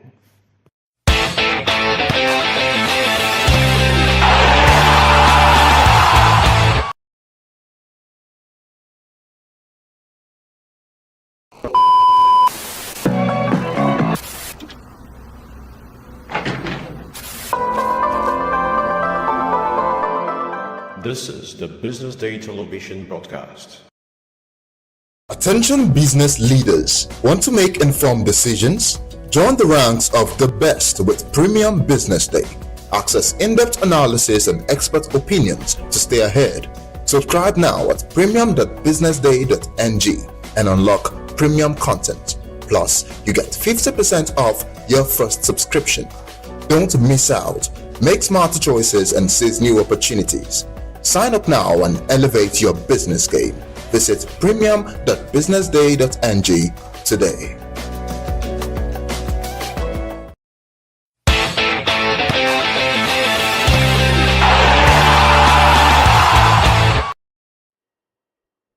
Hello viewers, welcome to today's edition of BD TV Sports. Here with me is my deputy editor, Lolade Akinwele, a stern football analyst, also an economist, but I don't know how he manages the two. Welcome to the show. Thank you, Tony. You know, it's easy to manage both when you support a club that is a serial winner. Forget the blip that we're experiencing now at Man City, but yeah. So it's easy to follow football and still keep up with some economic analysis at the same time when you're always winning. You know? Interesting. And my regular host, Ibrahim Abubakar, energy guru, again, a sport analyst. Well, thank you for having me, Tony. You know, when we talk about the Blues, we know Chelsea comes first before you even think about Manchester City. But then we let them have it. They are the new boys on the block. So modern crisis. Yes. So we let them have it. It's that time of the year. Okay, we'll go there. But straight to the point, our own boy Ademola Lookman, the king of African football, has been the talking point so far. And one of the things he said was that, you know, he attributed his success to his move to Atlanta in 2022. No doubt he has struggled in England, in Germany, but since he moved to Italy, he has been doing very well. Do you agree to that? Well, for me, I think what he says, he is in the best position to tell us what has happened in his life. And coming from him, I believe he's done well, because if you look at the track record, he scored, or he has, been involved in 63 goals. That's 43 goals, 23 assists so far since he joined Atalanta, and that's a huge number for a supporting striker. He's done wonderfully well, and even this season he has started from where he stopped last season, and hopefully he also gets a gun at the CAF African best again next year. There's one thing you also mentioned. Talk about the environment. Yeah. So, and again, the role his coach played. Is it that Premier League? I don't understand what you mean, but can you? No, you know what I think. I don't think we can't deny the fact that there's a lot more pressure when you're playing in the Premier League, and even in Germany as well. Even though the pressure in Germany is not as much as the Premier League, but you get to be heavily scrutinized when you play in the most watched league in the world, you know. So I feel like he underperformed clearly when he was in the Premier League, but the move to Atlanta, to Italy, just helped him, really double down, get his acts right, work hard, and we're seeing the results now. But he would definitely not have to deal with as much pressure as playing in the Premier League when you're playing in Italy. So I guess we're just enjoying the best of Ademola Lookman at this time, and I hope it lasts for a very long period, really. I hope it lasts. He came from the Premier League, born in England. Yeah. But there have been serious, strong interest from the Premier League clubs, Liverpool, Arsenal, Chelsea, all chasing him. And because he's an English boy, will you advise him, Lolade, to go back home? I see England is like a home for him. But others are saying that, boy, please, you're having fun here. Yeah. Why don't you stay here? Currently Atlanta, they're top of the Serie A table. And if Care is not taking, they could win. They might win it. So will you advise him to still stay with Atlanta for another 2 seasons, or just make a switch back to England? As we rightly pointed out, his first stint in England didn't turn out as planned. He wasn't playing as well as he's playing now with Atlanta. If I were in his shoes, I'd probably say stay a few more seasons, maybe 1 or even 2 more seasons at Atlanta. The truth is, he's a lot more mature now than when he was in the Premier League before. So I imagine that maybe now he's better equipped to deal with the pressure of playing in the Premier League, because there's no denying the fact that he is a talented football player. So sometimes it's not the best to get comfortable in your comfort zone. So even if now he has found some sort of comfort in Italy, he's winning the top awards, he's playing really well, he's getting the goals and the assists. I'm guessing at some point he would also want a bigger challenge, and definitely the allure of playing in the Premier League, supersedes any other league in the world. So I'll say he just stays there for an additional 1-2 more seasons, get some more experience, keep playing, try to work on his consistency. Be consistent, and then I would advise he starts to look at consider those moves back to the Premier League. Yeah, Ibrahim, you already mentioned that he stayed for 2 more seasons, but again, Premier League is a league of you have to be strong. Lookman is 27. If he's to stay 2 more years, he'll be 29. The speed, the strength will be reduced. Apparently, those interests won't be there. So, will you advise him to move to Premier League? And which of the club will you advise him to move to? Well, personally, I won't even want him to move. He's been he started his career there, and he's done more than 5 years in that space, and we could see that he struggled. So even starts to get a starting shirt. They're moving to Atalanta, doing just 2 years so far, and he's performed. You look at it, what will he get when he gets to England? Probably a higher wage, but then the fact that he's the most watched league in the world. However, on the other side, he's playing in Europe. He played the UEFA Cup, Europa League last season. He played the Champions League this season. So that's basically the height of football. If you look at club football, Champions League, and he's playing there this season, and he's performing. So I support what he said, that he needs to stay back probably a year more, maybe not 2, but he should stay back probably a year more, perform. It's not that he is doing well. Atalanta itself is doing well. Exactly. So the club is doing well. The people are watching him. He's getting all the moment. He's gathering all the momentum, and he's getting all the praises. So probably 1 more year, and then make a switch. And if I advise, I'll say probably an Arsenal or Liverpool, where there is a very high chance, but Salah is already at that level where he's having a contract issues, and they are literally looking at giving him probably a year or 2 more. So by that time, he might come in and take it from where Salah stops, and the wing, it can always start. But I'm looking at because Salah now, Liverpool have not said anything about renewing his contract, and it's obvious that for a big player like Salah, is in his early 30s, and for a player like that not to get no negotiation, no talks, and it shows that Liverpool are looking on that side. And people feel that Lookman is a better, not perfect, could be that replacement because he's younger. He's a left footer like Salah, but maybe Salah more experienced than him. And if you're talking about me, I could say, okay, perhaps wait till the end of the season, perhaps leave where the vision is high, maybe perhaps win the league for Atlanta. Because one thing about Premier League, if you move to Premier League at 28, 29, my brother, you struggle because you need strength. And because of the way he plays, he needs strength. But having said that, okay, but we never can tell, the market is still open, the offer might come. If parents, everybody in England, but there are players well over 30 that are doing well in the Premier League. Salah is one of them, for instance. He's still doing well. He's not doing badly, but it's not the same Salah we knew 2-3 seasons ago. Yeah, but he's still doing very well. He's still doing very well. No, not very well. How many goals has he scored this season? He's not doing. I think he's not doing badly. Second only to Haaland. Not doing badly. And then if you also look at the fact that even as much as I want to talk about physicality, you can always play in the Premier League even though you don't have physicality, because if you play in an Arsenal team or say Liverpool team, you literally need little to no physicality.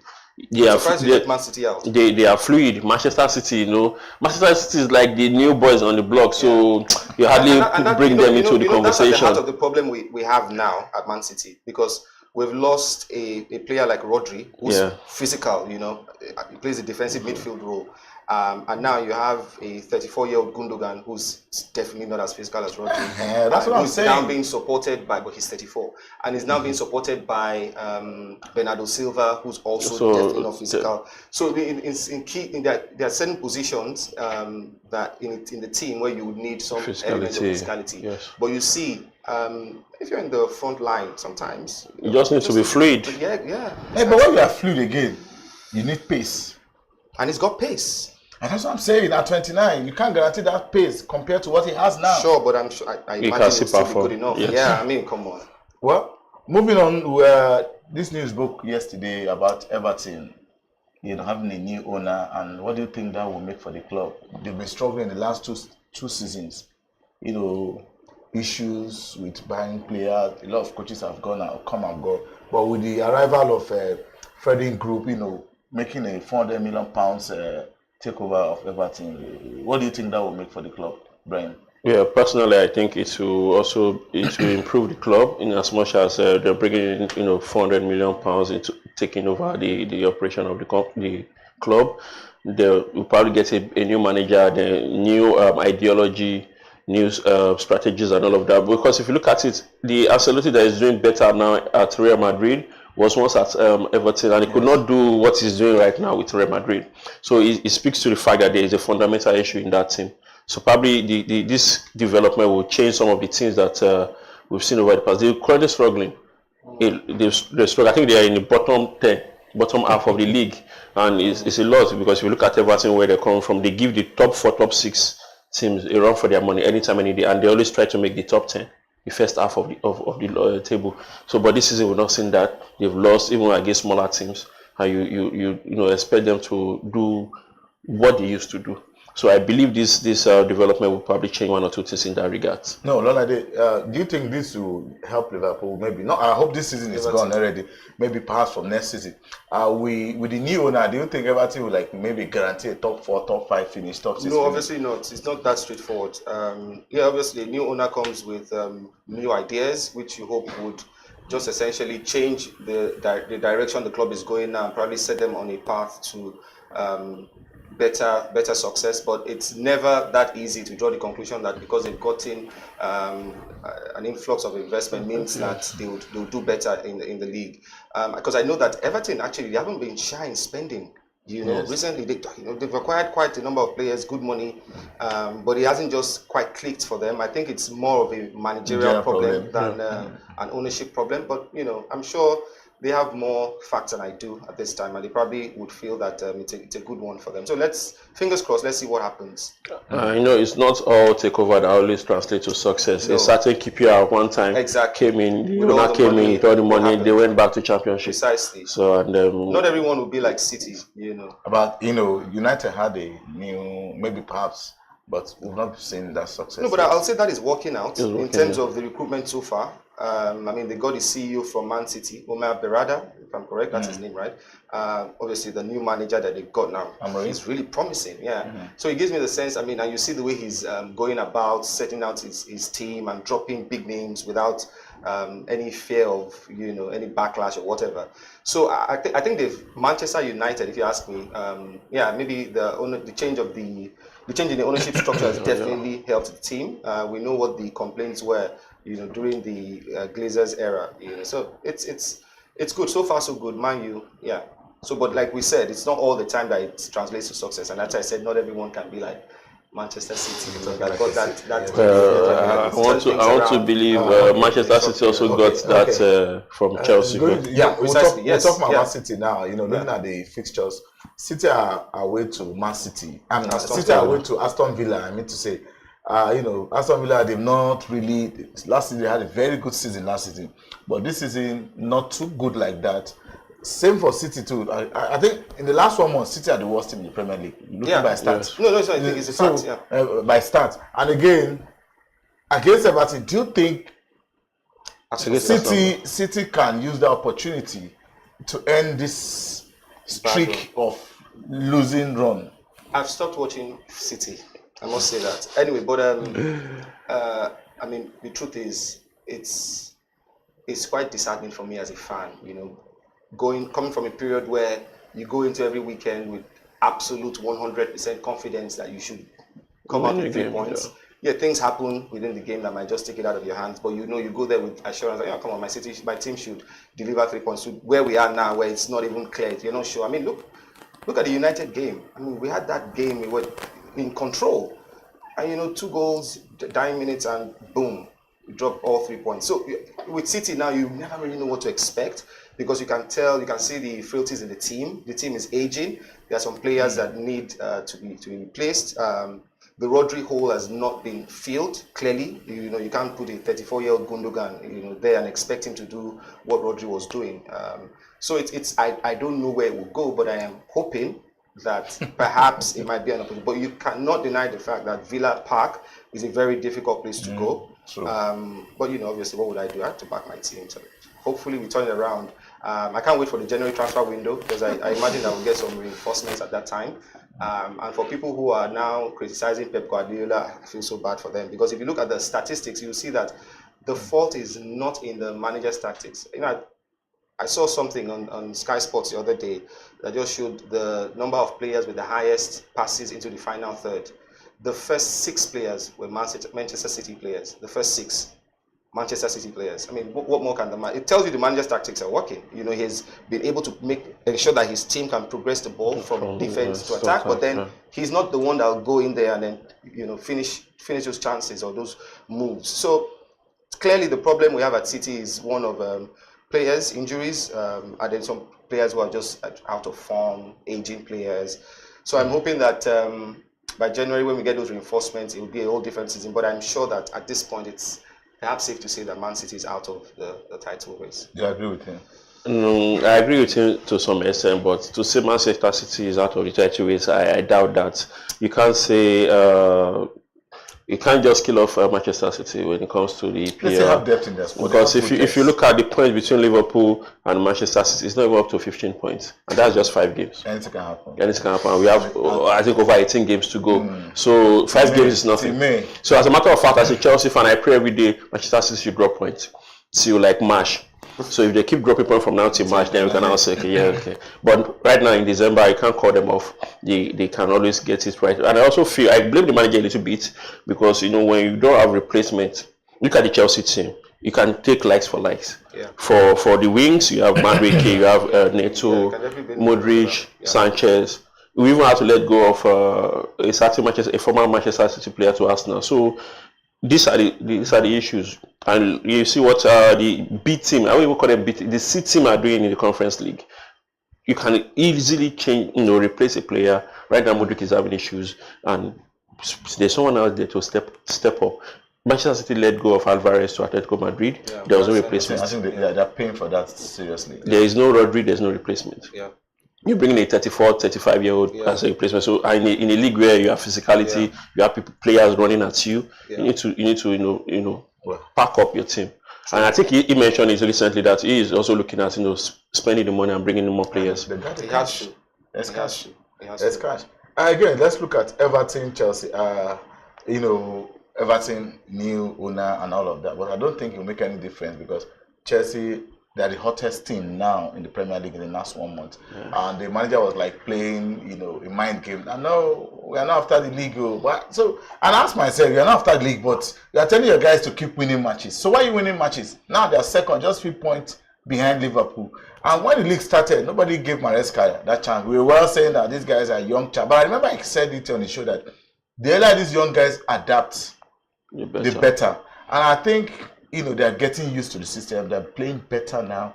And people will say against Everton, it's like a walkover. Do you agree to that? I don't. Earlier when we were talking about Everton, I said these are the usual suspects when it comes to, ruining a match for the top 4, top 6 clubs.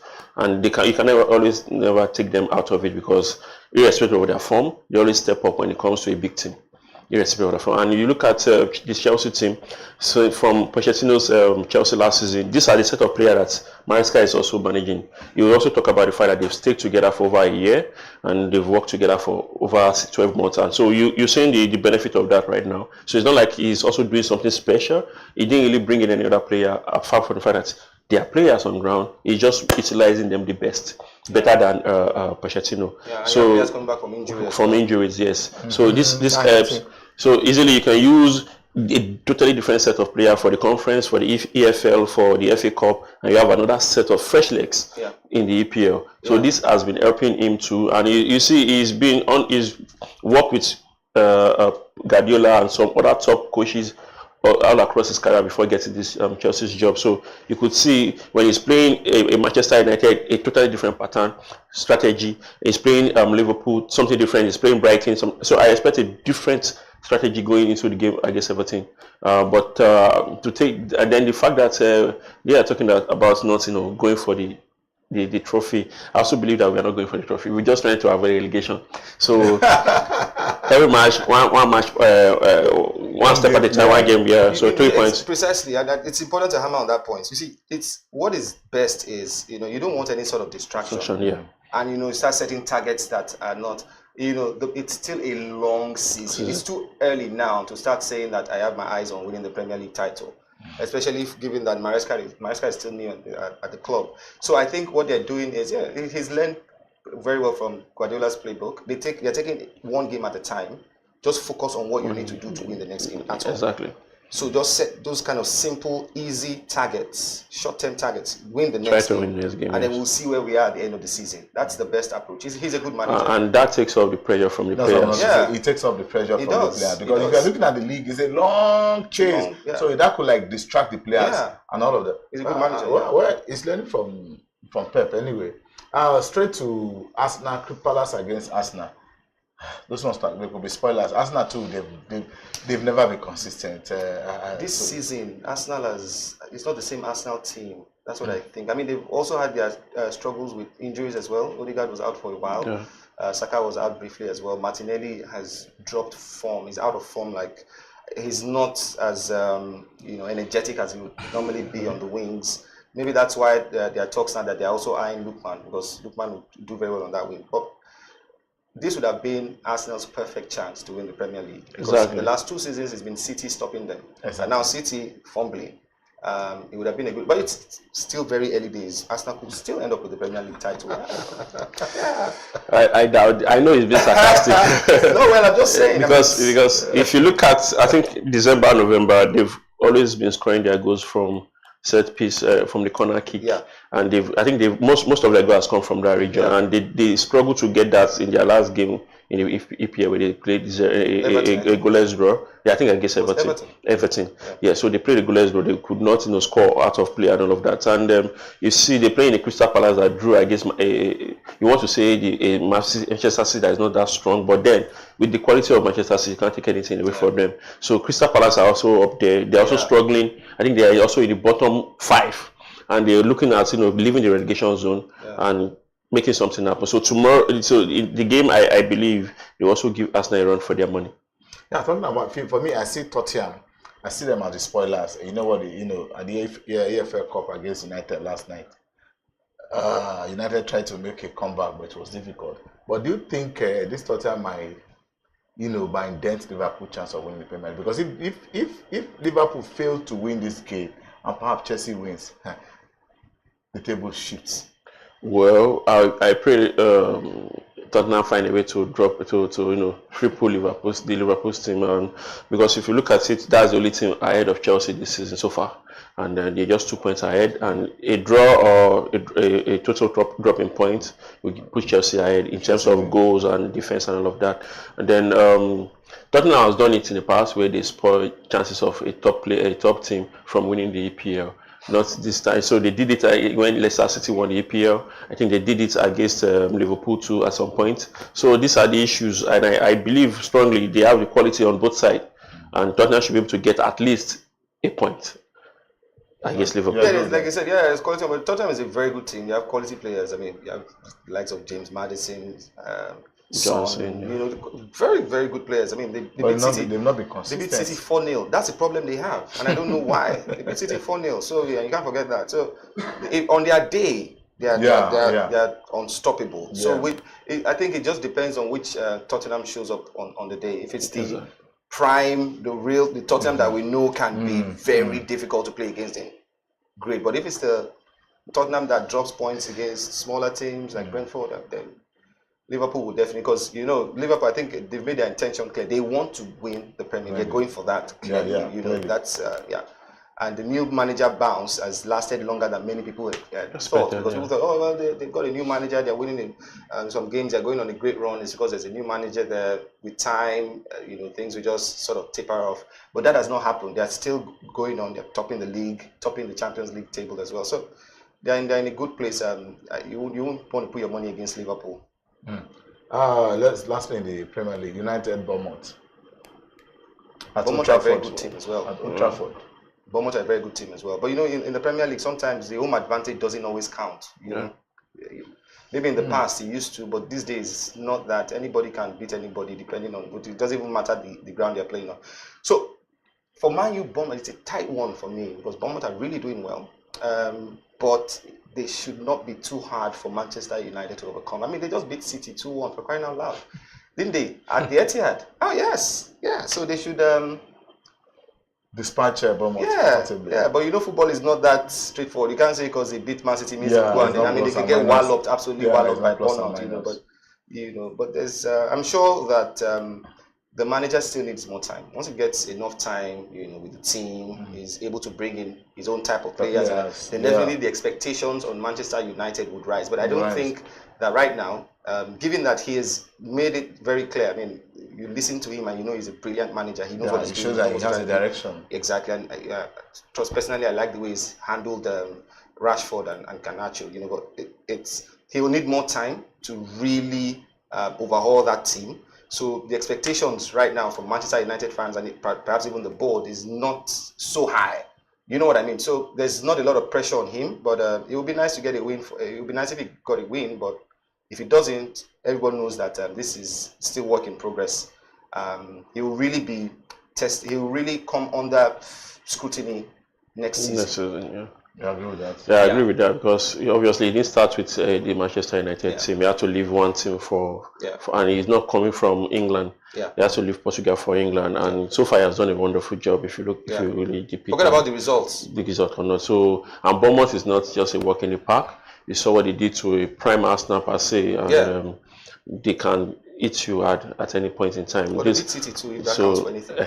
So I expect a beautiful game come that day, but I don't expect all 3 points from Manchester United. And I also believe the board, as Mr. Lade said, it will be that probably make Europe next season. Conference, Europa, anyone, just make Europe next season, and then we'll see where we can go from there. Yeah. Oh, wow, time is fast spent, but just quickly go to Spain. Let's talk about Barcelona, Atletico Madrid. That's a strong cracker. Looking at Barcelona from, I don't know. Yeah, they're just sort of falling off. They started really strong. I don't know. I don't know what's happened. Is it the injury to Lamine Yamal now? Or and again, setback with Lamine Yamal. Lewandowski, people say it's aged. And again, people say that squad need overhaul. And Barcelona had issues, financial issues.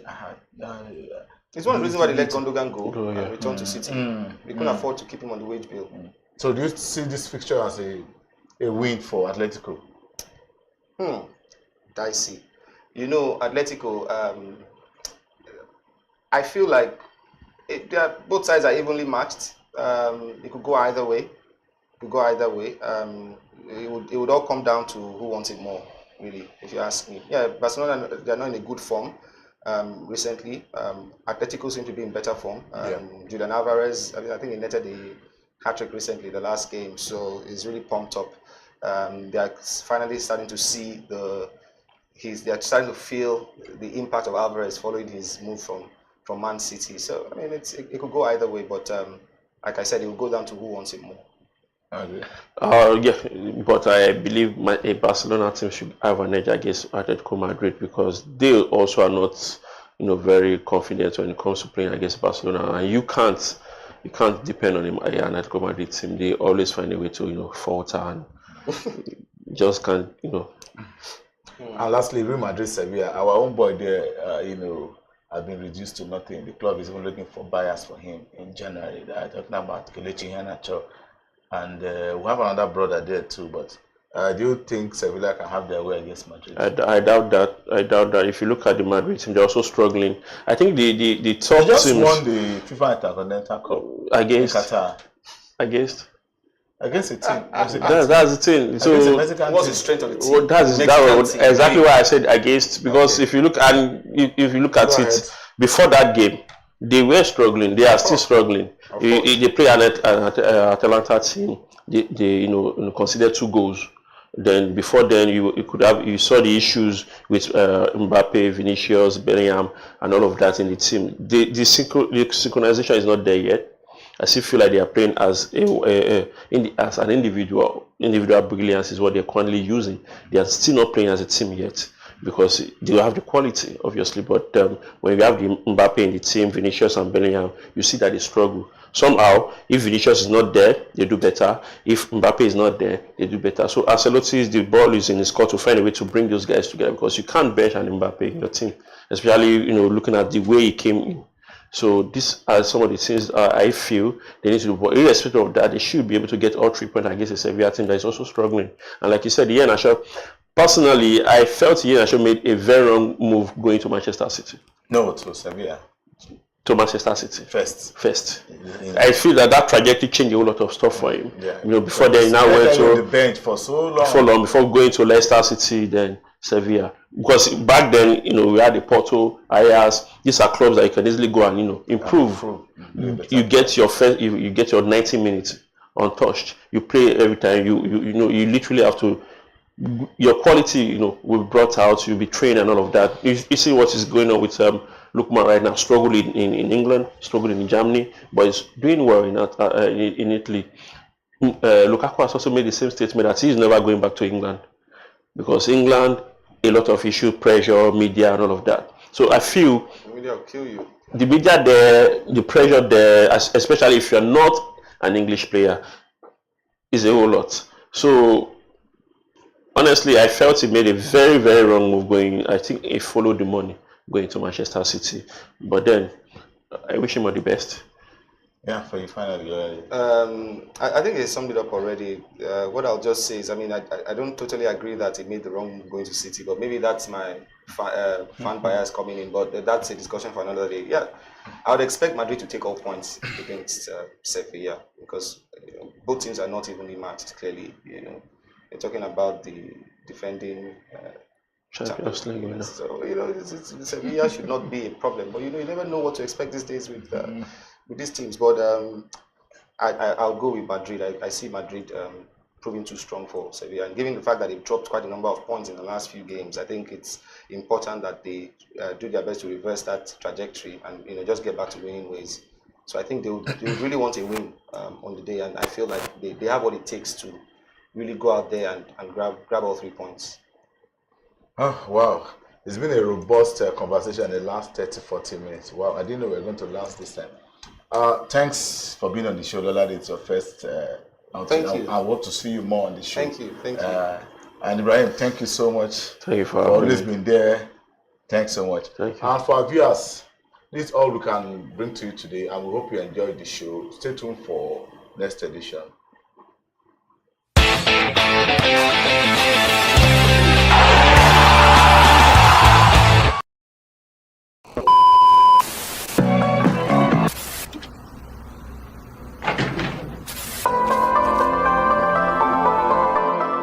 This is the Business Day television broadcast. Welcome to the Real Talk with Pam podcast, where authenticity meets conversations. I'd had 2 lumpectomy surgeries. I'd had 9 months of chemotherapy, 12 months of Herceptin. I had 4 rounds of radiotherapy. Wow. And to God be the glory, we're now, 2014? So I've been all clear for 13 years. There are certain times that I have disciplined my children, and they don't know this, but if they see this podcast, they'll know, and gone back into my room and wept. Because when you punish them or when you withhold certain privileges, you are actually loving them.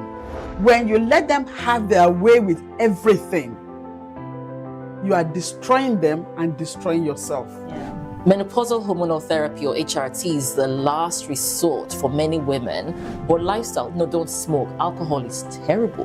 Alcohol. It's terrible? Alcohol and smoking would increase your chances of breast cancer way more than HRT would. Right. Oh, wow. There are so many things out there. How many are you going to take? Yeah. What about yam? Yeah. So many things you can take. But the problem is, you hear, oh, that one is good, you buy it. This one is good, and then you end up having all these different things. Real Talk with Pam remains committed to fostering authentic conversations that inspire and empower. This is Pamela Igbo. I am your host of Real Talk with Pam show.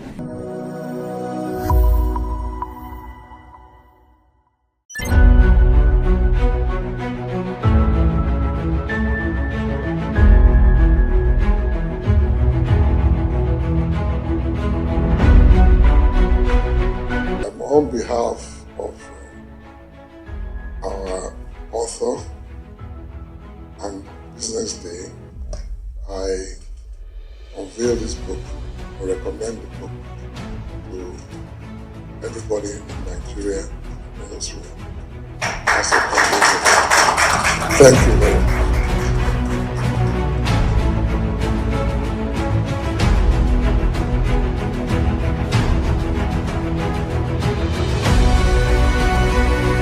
I want to congratulate you, Femi, for putting this together. I'd like to thank Frank Agbogu, BusinessDay, for giving him the platform to do this. I was part of this because our facility was asked to answer questionnaires and fill forms.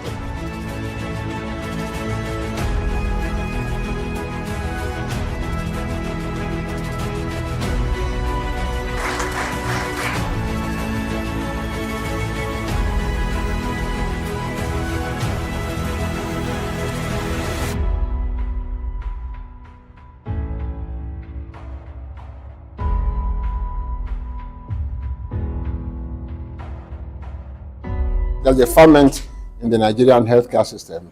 There are a lot of challenges, but there are also a lot of opportunities. And then the fact that the private sector is beginning now to take its rightful place. It's not now being seen as a competitor of government, but is beginning to occupy to create a larger footprint within healthcare itself in terms of funding, in terms of direct service provision, in terms of even creating the aspirations, and in terms of supplying the personnel. And that is how it should be. We are developing a customized health service, on both the supply side and the demand side, that should be fit for purpose in an environment. The supply side is moving fast, but without looking at the demand side and facilitating it, that is the access of the people who need to use the services. There's only so far they can go, or they'll be making investments that cannot be returned in the foreseeable future, and that is not right. People talk nowadays about patient capital. No matter how patient the capital is, that is waiting for a long time to get returns, those returns must be built into the system. That means somebody must be paying equitable amounts of money for the service that is being rendered. It doesn't have to be the person who uses the service. In fact, our aspiration is that it should be the people who are paying out of pocket should be reduced to like a 0% within the context of Nigeria. And yet, everybody who needs that service should be able to get it.